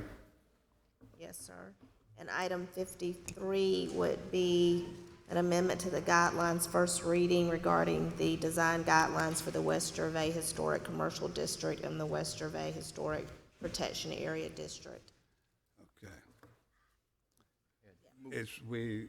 We're, Well, I still want to hear the public hearing so Right. that we can hear, Is well, there I think any- we still have to have it, but we Is anyone- need to have the presentation so we understand what it's doing. Okay. Well, I think maybe Mayor Benjamin wants to be present for Yeah, that, so we'll I wait was, for I him to thought do if that. you were making a motion, then what you could do, sir, is take up items 54 and 55 in his absence. Oh, did he go somewhere? Okay. Not yet, Mr. Mayor. 5. They're gonna go to 54 and 55 while you're out.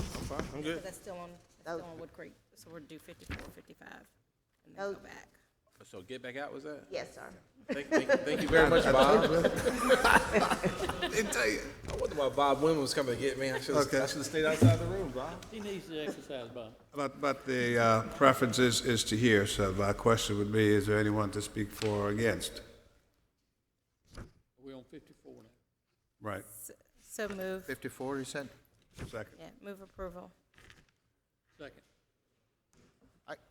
My question with the PUD, I thought we're trying to get away from the PUD zoning. Now, why is this back on here? What this is a confirmation of a zoning that we're bringing in, again, at Wood Creek Farms. The entire development of Wood Creek Farms is a PUD. Oh, you're going back to PUD, okay. So this is just going to confirm the zoning of that. Yep, gotcha. And that one actually is an established and proper PUD, Residential. and commercial. The legal one. I saw PUD, I'm like, It's been moved in second. Madam Clerk, can you call the roll? Yes, sir. Mr. McDowell? Yes. Mr. Duval? Aye. Mr. Badura? Aye. Mr. Vine? Mr. Davis? Aye. Thank you. Next is a confirmation of the zoning at the Village Phase 1A, 9 and 19 South Olmsted Land, a confirmation of the PUD residential district.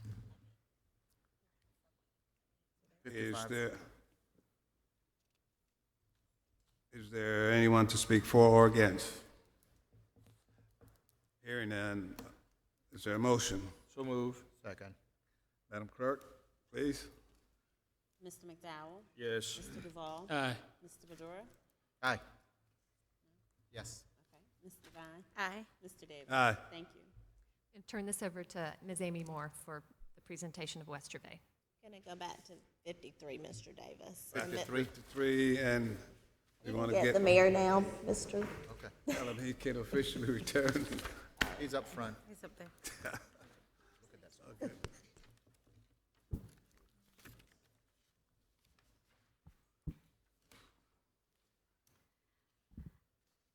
There we go. Okay. So with the planning process for West Gervais underway, we took the opportunity to update the guidelines which were established in 1994 for the West Gervais Historic Commercial District. The idea was not to change the level of review in this document, actually, but to make it more clear for people. It's a very brief document which appropriately cited the Secretary of the Interior's standards for rehabilitation, which all historic districts base their decision-making on, but these were not very well explained in this document. So we took the opportunity to explain these, to explain the administrative process, to include graphics, all of which we hope will make the review process more transparent for customers. We included some language about how items such as rooftop additions, fences, service areas, and so on would be handled as well. But again, we have not changed the level of review, and this is an independent document based on the original guidelines. Let's see. So as most of you know, aside from the historic commercial district, we also have the city center district, which underlies that, and it has its own set of guidelines. So we had an additional document on top or underneath of the guideline document. This is really about promoting good quality urban design and a good pedestrian-friendly environment, so it respects the architecture and design resources here. So in order to make the process of design review more efficient, staff has taken pertinent information from this document and integrated it into the updated guidelines. So these now include language about site design, open spaces, site lighting, signage, historic signs, and so on. So it's all in one document. I'll just click through these quickly. So here's the basis of decision-making for historic districts. This is the same as in the original document. We just spelled out these 10 items which we use for criteria. We added a section about history in the design guidelines, which was missing previously. We talked about the common building types found in the area. We have the boundary map, which shows Area A in yellow, which is the core of the historic district and where we find most of the intact historic structures in the area. Area B, which is in pink, is the protection area, which has seen more demolition and more infill over the years. The boundaries of this district have not changed. So we also included information about the administrative process and other permitting processes that might be required to make this more efficient for customers. This is just some standard sample language we use in all of our guidelines, which are about basic design principles, but again, we use more graphics to explain them clearly. Again, storefront information, which is an important component in a historic district. Roofs and their components and the things we look at in the design process. And here we start with the guidelines for rehabilitation and maintenance for historic buildings in the district. These address keeping extant historic features, how you might address missing historic features, and so on. So we just spelled all that out for everyone. Doors. Demolition, of course, for the core historic district area. These are the criteria that we have in our ordinance, which list what is looked at when an application for demolition is brought before the commission. And we have guidelines for signage. These, again, were taken largely from the City Center Design Development Guidelines, so we transferred these over and expanded a bit for more clarity. Again, more about urban design, site design, how that would be handled in the review process. And then we have guidelines for the protection area, which again is the buffer area for the historic core district. As I said, there's been a lot of infill in this area, so the guidelines here are basically about new construction. These have not changed. Demolition was not reviewed in this area, and it is not being considered for review at this time. And then we added some information about resources and incentives. We have some technical briefs. Oops, I'm sorry. We have some technical briefs that we've cited here so that people can access those when they're working on their historic buildings. So it's a fairly concise document, but we hope a lot more clear for people when they're looking at it to understand how decisions are made. Nothing has really changed about how we're making those decisions. It's just spelled out clearly. Yes, sir. Mr. Duval. As I understand your explanation, this does not have anything to do with the discussion on item 52, which had to do with the parcel of land mostly, the First Citizen parcel of land. These are guidelines that you're adopting that are Secretary of the Interior's guidelines. That's right. So it would not enter into the argument that we had on item 52 if we would approve 53. That's my opinion. No, it shouldn't. But to continue that discussion, the lines have redrawn for that district, right, or no? No. Or the plan itself is still the same? So are these guidelines stricter than currently guidelines now? They're the same level of review. We just tried to give graphics and photographs and spell out and explain exactly how we review items. We did include some items like access, ADA access, which weren't spelled out in the old guidelines to explain how we approach that, and some fences. We had a little more language about signage because we've had some very, very big signs, and so we need construction engineering drawings basically for those to make sure we don't damage historic buildings. So we have added a few things, but basically the level of review has not changed. So these guidelines really, it's more for DDRC to review and approve for any plans that comes in? That's right. More than council for us to approve? Well, we would need a recommendation since they're part of the district. But yes, these are what DDRC uses, and we hope our customers will use these and find them helpful. I just, like I said, I wasn't able to download any of that this weekend from the package we received, so I still need a little bit of time to discuss this. I don't know about other council members, so I like to read it and put my hands on it rather than trying to find it on a screen that I can't read, so. Can I just follow up on that from Amy? So Amy had pointed out, she went through pretty quick, but on the screen that's in front of you, there's the purple and the yellow areas. That's the existing historic district. Those boundaries are not changing. So let's see if I can get this little red dot. That is the subject parcel that was discussed at Planning Commission. It is not currently in the historic district, and it's not proposed to be in the historic district. It's just the yellow and the purple. So those boundaries related to what Amy's talking about are not changing in any way.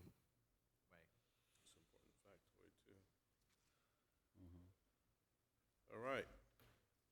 So was there a renewed motion for deferral? I mean, I think just in the interest, I understand Mr. Duval's question, which I think was asked and answered satisfactorily, but we did make representations to other citizens who were here that we would be deferring action on the item, so let's at least do that and take it up. So I think I'll be comfortable with deferring 53, Mayor, just because I really want to understand, like, once again, I really want to understand it a little bit more. Just a second. Yeah, that is a motion, yeah. There was a motion. So moved. Second. There's a point. Are there any Was time it your issues? desire to have the public hearing, however, this evening? Yes. We did indeed. No, she just did the presentation, so if people are here and they want to Sorry. speak. Thank you. Thank you. Was that a nice way of asking me to tell me to ask people to speak if they wanted to speak? If there are citizens here to speak in favor of or against this plan, or just to recognize their support, neither, all the above. All right, Mr. Nguyen.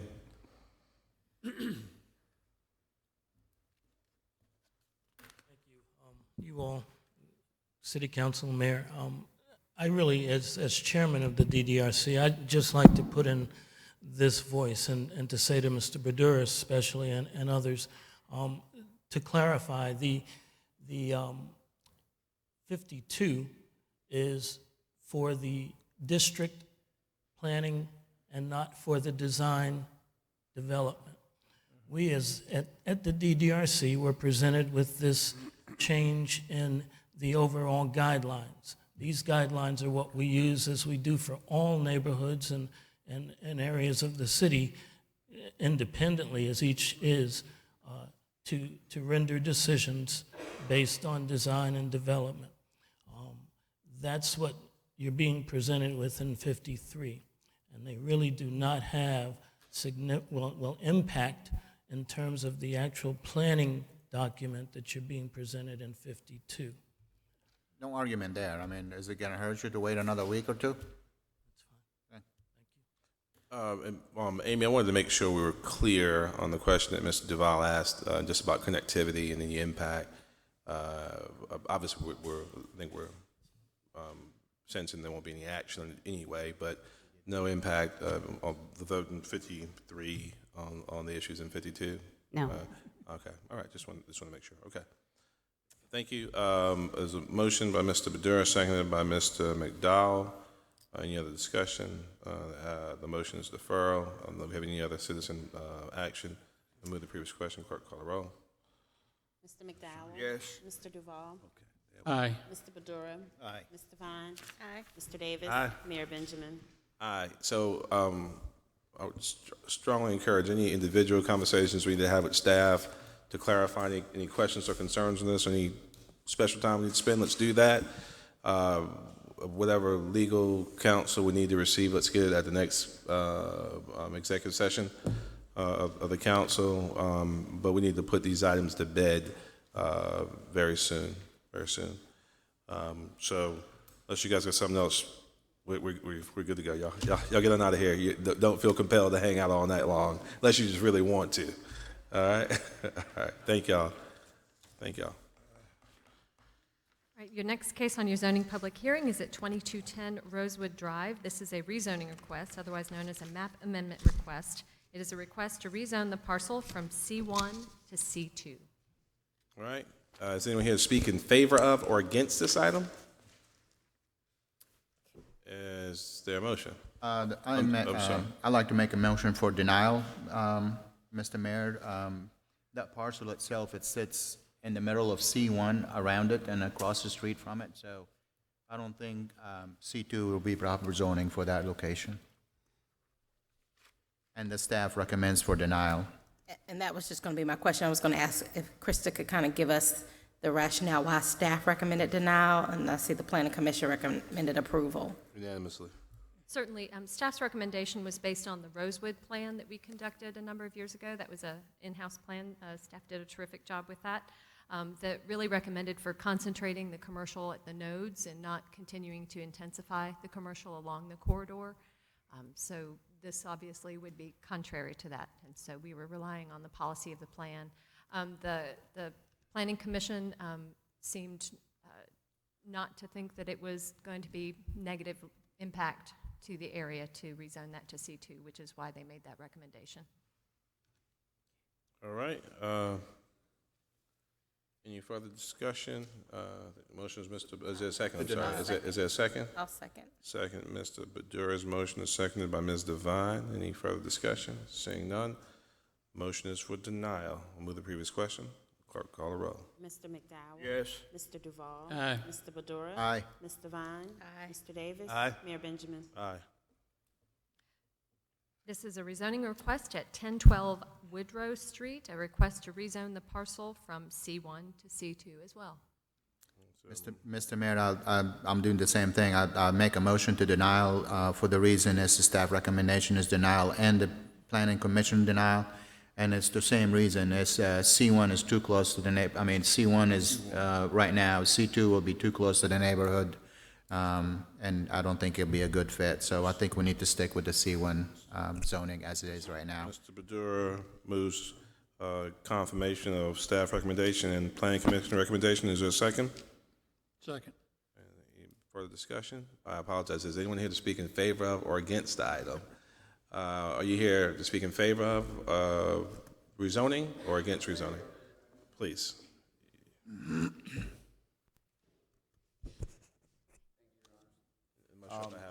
Please, if you don't mind stating your name for the record. My name is Joey Corrier. Spell your last name, Joey? Joey Corrier, Corrier. Thank you. And I'm here on behalf of Sharon Kerr and Kerr Investment Properties, which own the property at 1012 Woodrow Street. You know, I understand that there's residential property around there, but all the adjoining properties, as you see, are C2. We are looking for a C2 zoning as an estate sales consulting and design firm where you could purchase furniture after an estate sale. We're not going to be changing oil or anything like that here.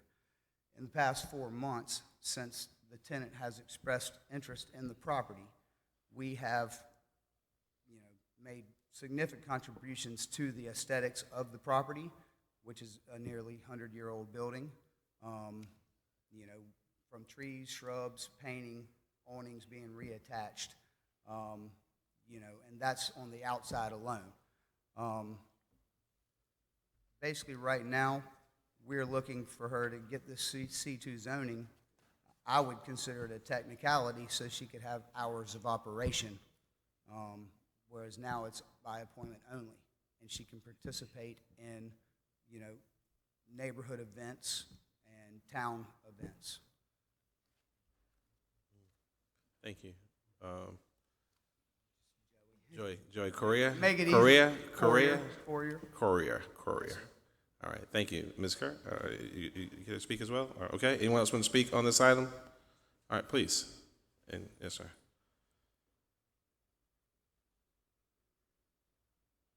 My name is Tammy Metz. I'm actually the tenant at the moment. What I want to do is preserve the home because what I do is estate sales, help people get where they need to find new homes for their loved ones' possessions.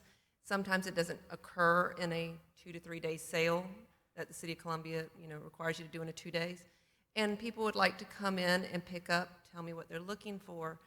What I'm looking to do is to add value to the community that they can actually afford these items and contribute to the community as well. I don't want to be open 24 hours like a Walmart. I don't want to bring in a lot of foot traffic. I just want to be able to do a local sidewalk sale event like when they do Divine Night Out. I want to help local merchants be able to purchase their products and repurpose them. And there's a lot of people who like the idea of it, and I've not come into any contact except the one person who spoke out against me with the Shandon Homeowners Association, which is further up the block. But the hours I'm there now are during the day. I'm not there at night. I'm not disruptive. The place looks nice, and we're keeping where Whaley wants to be held the same historic. I want the house to be historic. I want it to be kept in the time period it is. And I'm not asking more, I'm asking for an exemption like you had before. The property before was a hair salon. Worse hours, a lot more people in there. I'm just asking for an exemption, and my landlord has said that if I leave, they will sell the property because that was their intention until I came to them with this idea to kind of preserve the property. That's all I'm asking for. Mr. Mayor? Yes, sir. Mr. McDowell. Ask you a question. Yes. That piece of property is on the corner? It's actually, Two houses. it's beside the film house. It's 2 houses, yeah. And it's beside the homes that are now, that were put there. As you see, there's some sororities that live back there and some small families. And they're really not there when I'm there. Okay. Now, there was I heard you say that there was a salon there at one point. There was a hair salon there before I got there. It's been vacant for over a year. They had a special exemption to have the hair salon. And the parking lot across the street is the McCroy Building, and they stated they would lease me needed parking just in case I had maybe 3 people there at a time. Well, that was going to be my other question as to what was the traffic flow? The traffic flow for myself, there's 2 parking spaces behind the house that has a carport, as you will, an old-fashioned carport, and plus there's spaces for 2 more cars in the driveway. So when we're there, there's plenty of room for a client to come in and hire me to be their estate salesperson. But in case we're unloading a truck, which is once a week, if I go pick up a dresser from somewhere, say out of town, then my family and myself would park across the street and walk across. But that's with the agreement to Ms. Hicks that owns the property, who is welcoming the idea of having me there because it's a very nice business for the neighborhood, as she says. It brings in some nice families, and it helps the college kids around there afford furnishings for their house. Ms. Devine? And I guess the issue really isn't you and your business. I mean, the thing for us is if once we rezone, if you cease to have business, if they sell, what can come in afterwards? That's So why we're asking for basically more like an exemption like they had before. And they said they'd be willing to put it in writing that if I left, that they'd sell the property. And so I was going to ask Krista, because I don't know if that's permitted. So can you explain to us maybe why an exemption was given for the hair salon previously, and then? Hair salons probably are permitted by special exception in C1, I believe. So, however, retail use is not permitted by special exception in a C1. And so C1 is very low-level office. Some greater intensity uses are permitted by special exception through the Board of Zoning Appeals. Retail is not one of them. All right. If I may, so when you grant a zoning, Ms. Devine is absolutely correct. You are granting the availability of any use within that zoning. And current South Carolina law does not allow you to condition that zoning. And let me just a follow-up question on Krista. So I know you said low-level office. If if she were able to run it by appointment only, as she mentioned, could that not be considered a low-level office? Because it's not like open where people just come in and out. Right. We'd have to look at that. As Brian is great at saying, it depends. We would certainly review that. I believe currently she's her business license is as a consultant. So we will try to accommodate her through that as much as we can. But All right. That's good. Just to follow up, there is currently a business license. We worked with the current tenant to get in as a consultant, so by appointment only if you wanted to come to the business. The idea being kind of the same function if it were an accountant or an attorney. The catch now is just the retail, hence the rezoning request to C2. And our concerns, again, are the intensity. While it's a small home and location, it just kind of sets precedent on that block backing up to residential homes at the entrance to the neighborhood. All right, thank you. Any other? Yes, ma'am. Look at those two houses that are beside me that I can actually walk to. One is the South Carolina Film House. Gentleman's here, and we're neighbors and we work well together. But beside them is the Purple Lotus Tattoo Shop, which their houses directly butt up against near those houses, and they're the zoning I'm looking for. So if they're operating in that same kind of respectful attitude, I mean, they're just in walking distance. But again, the issue really isn't you. Like, if we had to do that, I mean, that's the zoning they have, so we can't take away that zoning. But now you're asking to have that same zoning, which could open the door to other people who come behind you to do another tattoo parlor or, you know, some other things. So I think that's the concern. What I may suggest is if we could, you know, Brian and Krista just said that they could look at it and see if, based on what you want to do, is there something that you are allowed to do without changing the zoning? Maybe if we defer this and allow you an opportunity to meet with them and see if you can get what you want. But I would tell you, I think your business, it sounds exciting. It's probably something I would come to, but I'm very concerned about changing the zoning because there's no guarantee that you will be there. And if they do sell the property and someone else comes in and does something else, it does encroach upon the neighborhood. And Mr. Mayor, I'll be glad to withdraw my motion and make a motion to defer to allow you guys to talk to staff and other, that if there is a possibility to find ways to make your business for that location without changing the zoning. The issue with the zoning is once we change it, it's changed. And there's a plan that we're trying to follow. I know every council member, if they break that plan as much as possible to make other, but we're really committed to stick with the plan and support our staff whenever they make recommendations like that. When it's double denial from the public, I mean, from Planning Commission and the staff, I mean, it's hard for us to move forward. But I will withdraw my denial motion and entertain a motion for defer to allow you guys to work with the staff if there is possibility to find a way to make that work. Are you okay with that? So us as landlords are perfectly fine with that because we're just happy to have life in the building that we couldn't sell. We tried it for a year and a half since the hair salon left, and since she showed interest, we've dropped $5,000 or $6,000, which I know is not a big number, but when we're talking about That's real money. That's real money, Mr. Curry. That's yes, sir. that's real money. And, you know, Yeah. again, it looks a whole lot better than it did, and we have somebody that's taking care of the place, and I think it's done nothing but raise it. So, you know, again, we understand that a C2 zoning change would be a permanent thing, and that would be opening everybody up. So if we could get her a variance or whatever, or an exemption or whatever for her business, that would be perfectly great.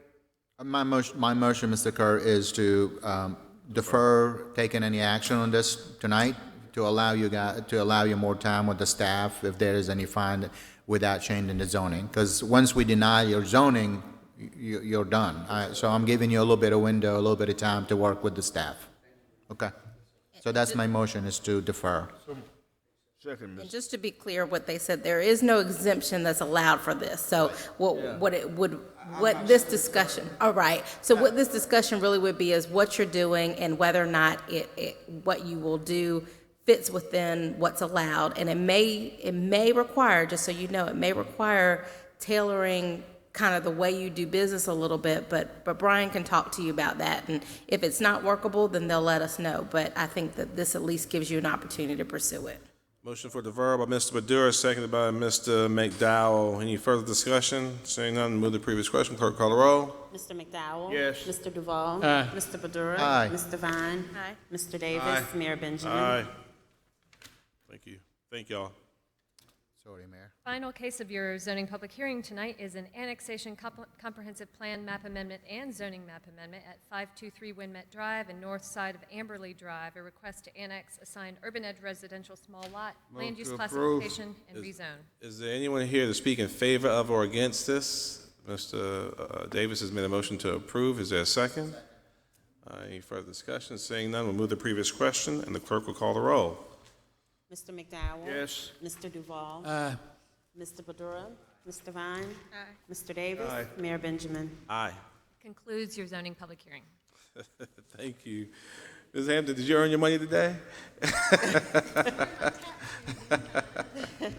All right, so do we care to take up appointments and then go back to item 48? Or either way, I think we can probably do them pretty quickly. Let's do appointments real quick. Let's do appointments.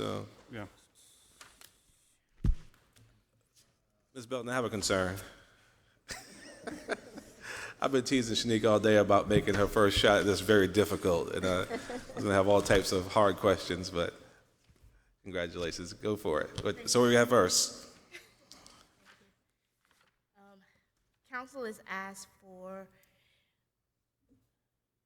the CPD committee. Council is asked to appoint 2 and reappoint 8 to the Citizens Advisory Council.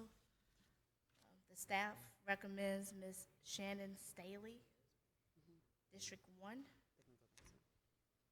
and to reappoint, and to also appoint Ms. Kaylee Harmon. I recommend Ms. Staley. Who's Kaylee Harmon? Wait, She's outside of the city limits. We actually have another.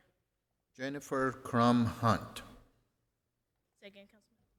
I'd like to nominate Jennifer Crum Hunt. All right. So we have 2 appointments and 8 reappointments. Correct. And so how many applications do we have? We Let's received 13 see. applications. 13 applications. Okay. And we have Cahill Stanley, Wong Hunt, Knox Chatfield, and 2.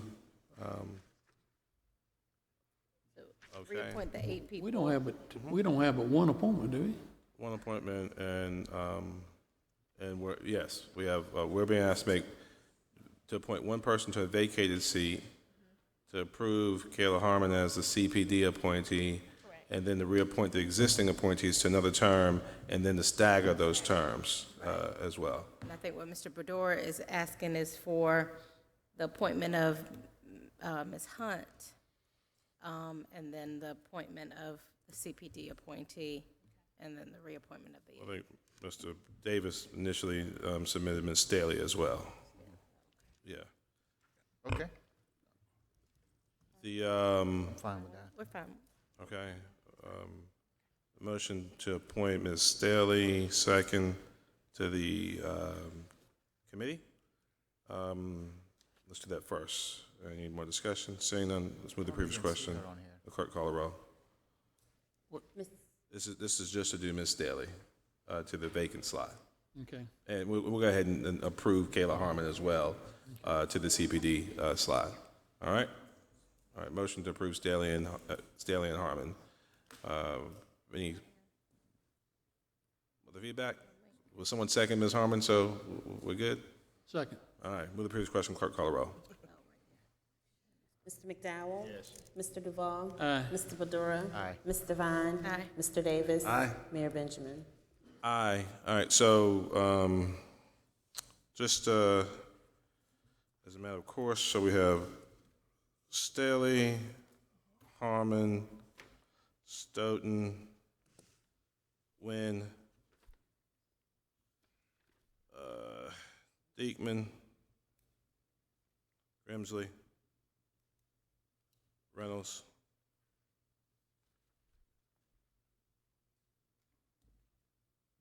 You got a bunch. Waldo, Bishop Waldo, Baker, Lorick, Bishop Lorick. Oh, is that the young? Yeah. And that's it, right? So we have 1, 2, 3, 4, 5, 6, 7, 8, 9, 10. The staff has asked for staggering terms, so we don't have folks rolling off all at the same time.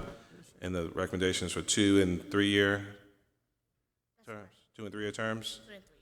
That's correct. Okay. I know I've only had some interest. I know Mr. Wynn really enjoys this. I think you're interested in a 3-year term, staying on. I have no scientific way of doing this. Why don't we? You got any thoughts, Sean? 3 and 2? Sure. All right, let's see. 3-year term for Mr. Nguyen, 3-year term for Professor Stoughton, 3-year term for Bishop Lart, 3-year term for Reverend Baker. That leaves us with 2-year terms for Ms. Staley, 2-year term for Ms. Stoughton, Ms.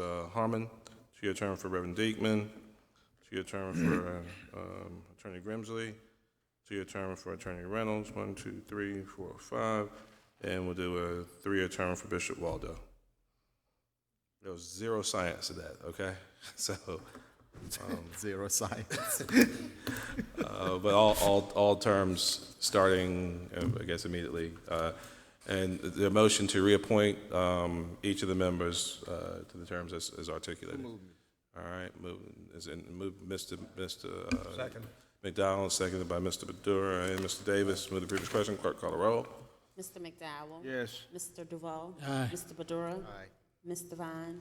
Aye. Mr. Davis? Aye. Mayor Benjamin? Aye. I know there's been some, we're going to have a motion, I think, by Mr. Duval, supported to reopen.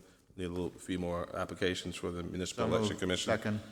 Okay. Hey, did you move and second the same motion? It's getting late, Mayor. Getting late. I'll second it.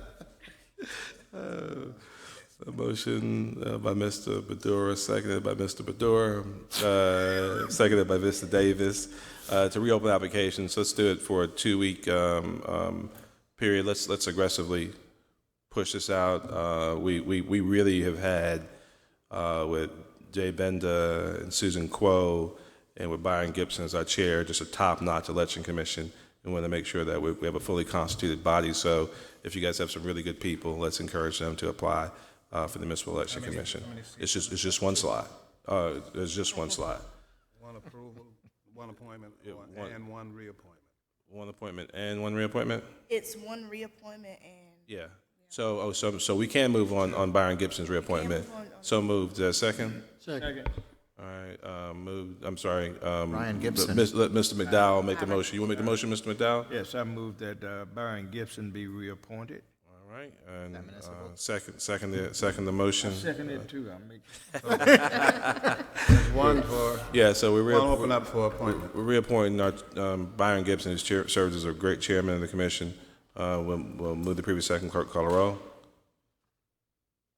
Mr. McDowell? Yes. Mr. Duval? Aye. Mr. Badura? Aye. Ms. Devine? Aye. Mr. Davis? Aye. Mayor Benjamin? Aye, and we'll advertise. We'll keep the current applicant on file and for consideration, but we'll open it back up for a few more applications for a 14-day period. All right. And what's the last one? The last one is council is asked to approve one appointment and one reappointment to the Planning Commission. Do we have a motion? James Daniel. Mr. Daniel has withdrawn. He withdrew. Mr. Duval?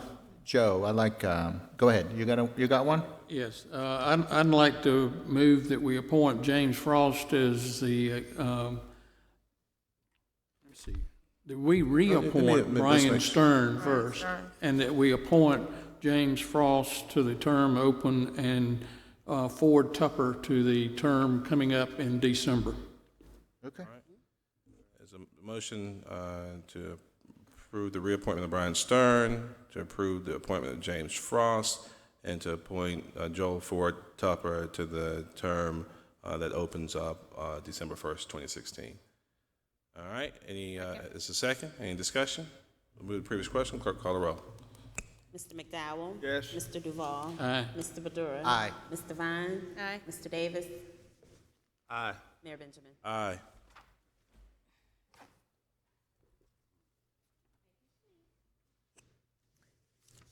Mayor Benjamin, would you like to move back to item 48 and open the public hearing on the CAPER? We open the public hearing on the CAPER. I want to thank Ms. Saeed and everyone else for being so patient with us. Let's open the public hearing. He's a patient lady. Yes, I am. Good evening, Mayor Benjamin, City council members, Ms. Dolly Bristow is handing out our CAPER, also known as the Consolidated Annual Performance and Evaluation Report. This is something that we have to do on an annual basis. But before I get into the report, I would like to thank Councilwoman Devine for mentioning the award that was presented on behalf of Deborah Livingston this past week at the SCASED convention. Deborah was very active in that organization and was the president for several years and actually helped them put on their 20th anniversary, which was very much like the 40th anniversary that she did for the Community Development Department in partnership with CCN a few years ago. And so you know when she does things, she does it big. So she was really missed. Her daughter, Malia, was there with her husband to accept the award. And there was a presentation done by the staff that was done very eloquently, and it showed a lot of Deborah's hard work and her commitment to the community development field. I heard it was lovely. Yes. I bet it was. I'd also like to say, before I move forward, that I'm happy to advise you that we submitted our CDBG DR action plan today. Today was the deadline, and we got it in on time. I'm very happy about that. I wasn't worried. And so are we. There's still a lot of work to do, but we're just checking off every little thing that we get done and moving on to the next. So we're hoping to hear back from HUD within 60 days.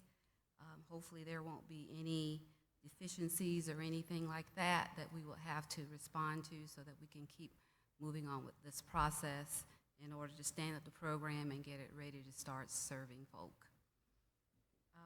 Before I move on, I'd like to see whether or not there are any Citizens Advisory Committee members in the audience. If you could raise your hand. Are there any others? Okay. I appreciate you being here, Mr. Heller. I do give regrets from Mr. Watts, and who's the chair, and Mr. Jackson, the co-chair. They were both unable to be here tonight, so that's why I've got to give the report. So, but I'm happy to do that. Again, this is our presentation of our CAPER for our 2015-16 report that we're required to give to council and ask for your approval prior to submitting it to HUD. It's due to HUD on September 30th. And as I said, Ms. Dolly has handed out the pamphlet to you. What we want to do within the next 30 days or so is put together a presentation or a pamphlet in a much condensed version that you all can use and have handy as you travel around the country, or we can have it posted here at City Hall for people to get information about how we're using the money. So in accordance with federal regulations 24 CFR Part 91, the City of Columbia is preparing for you our draft Consolidated Annual Performance and Evaluation Report, again also known as the CAPER. Citizens have the opportunity to comment on performance of the 3 entitlement programs that we manage, which is the Community Development Block Grant, also known as CDBG, our Home Investment Partnership, which is called HOME, and also our Housing Opportunities for Persons with AIDS, called HOPLA. Through the citizens' participation process, the city's comment period began on August 21st, 2016, and concludes on September 22nd. In addition to tonight's public hearing, one other hearing was held on August 30th. A copy of the CAPER draft was posted on the city's website for comment, and the CAPER report along with citizens' comments will be submitted electronically to the U.S. Department of Housing and Urban Development prior to September 30th. We are still open to receiving public comments, and they can be forwarded to Dolly Bristow at ddbristow@columbiasc.net or faxed to 803-255-8912 or mailed to Dolly Bristow at the City of Columbia Community Development Department. We are located at 1225 Lady Street, P.O. Box 147, Columbia, South Carolina 29201. Copies of the draft is also on our city's community development website. You can see it there, or you can also pick it up from our offices. So what you have before you in the CAPER draft are highlights of what we've done over the past year. And so as you know, we do the action plan, we talk about what we're gonna do, and then the CAPER tells you what we were able to get done. Two very important processes. So in fiscal year 2015, Columbia received $918,783 in CDBG dollars, $426,100 in home, and $1,196,250 in HOPWA funds. The city received $2,541,133 in new funding through these three formula grants. A total of $6,507,394 was allocated to projects, including $2,581,127 in program income and $1,331,916 in prior year funding. Total of $2,367,915 was expended from all sources during the program year. The city leveraged over $6.6 million in private and other funding. Also, because of the flood disaster, the community development requested a substantial amendment from HUD to reallocate $475,292 to two CDBG eligible activities. $100,000 for the Small Business Disaster Recovery Loan Program, and $375,292 to the 2015 Flood Disaster Street Recovery Project. So, our community development accomplishments include continued action assisting citizens to improve our neighborhoods. Our action grant is what we call it. We assisted 17 neighborhoods, and the funds are used for beautification and sign projects totaling $16,986 in general fund. Community development received the 2016 John A. Sasso National Community Development Week Award for planning and implementation of its National Community Development Week celebration. Our CDBG accomplishment highlights for public service. We continue to administer our IDA account, which is our individual development account, a 3-to-1 match savings program. We enrolled 13 people. Our Bank on Columbia provided 26 one-on-one financial counseling sessions, 12 Fresh Start financial education workshops, and 80 participants. We have, from that process, graduated 16 individuals. Also, St. Lawrence Place After School Summer Camp Program served 35 homeless and low-wealth children ages 4 through 12. The Epworth Children's Home provided transitional living services for 43 students who are approaching the exit age and who have aged out of the children's home but do not have any other place to live. Our Fast Forward received funds as well for their Operation Employment Program, served 48 homeless veterans, providing job training skills and transportation assistance. Our South Carolina HIV/AIDS Council increased the level of HIV and STD knowledge, addressed HIV and STD behavioral risk, serving 238 individuals in the Eau Claire and King Lion redevelopment areas. In terms of our infrastructure and public facilities, for public works, the Line Street Infrastructure Improvement Project resurfaced streets in the Line Street community. Those streets were F.M. Young, Liberty Hill, McDuffie Avenue, Yeoman, and Lady Streets. The project served 757 residents and was the catalyst for the other federally funded development. In 2015, our Flood Disaster Street Recovery Project for Earth Road between Clemson Road and Spears Creek Church Road were damaged from the heavy rain and heavy equipment traffic from recovery efforts to prevent breaching of the Beaver Lake Dam. And Whaley Street from Assembly Street to Pickens, which received significantly flooding as well, and that was repaired, serving an area of 11,997 households under urgent need. The Catherine Belfield Center Phase 2 renovation project. Phase 2 was completed in February of 2016 with handicap accessibility and other structural renovations using our fiscal year 14-15 funding. In terms of economic development, our facade improvement project completed 3 facade projects for a total amount of $26,738.29 and leveraged $2,972.52 in investment. In regards to our home and housing accomplishments, home funds were used to further the city's commitment to make home ownership more affordable for very low and moderate income persons. Down payment assistance and affordable housing loans were used to remove the obstacles to home ownership.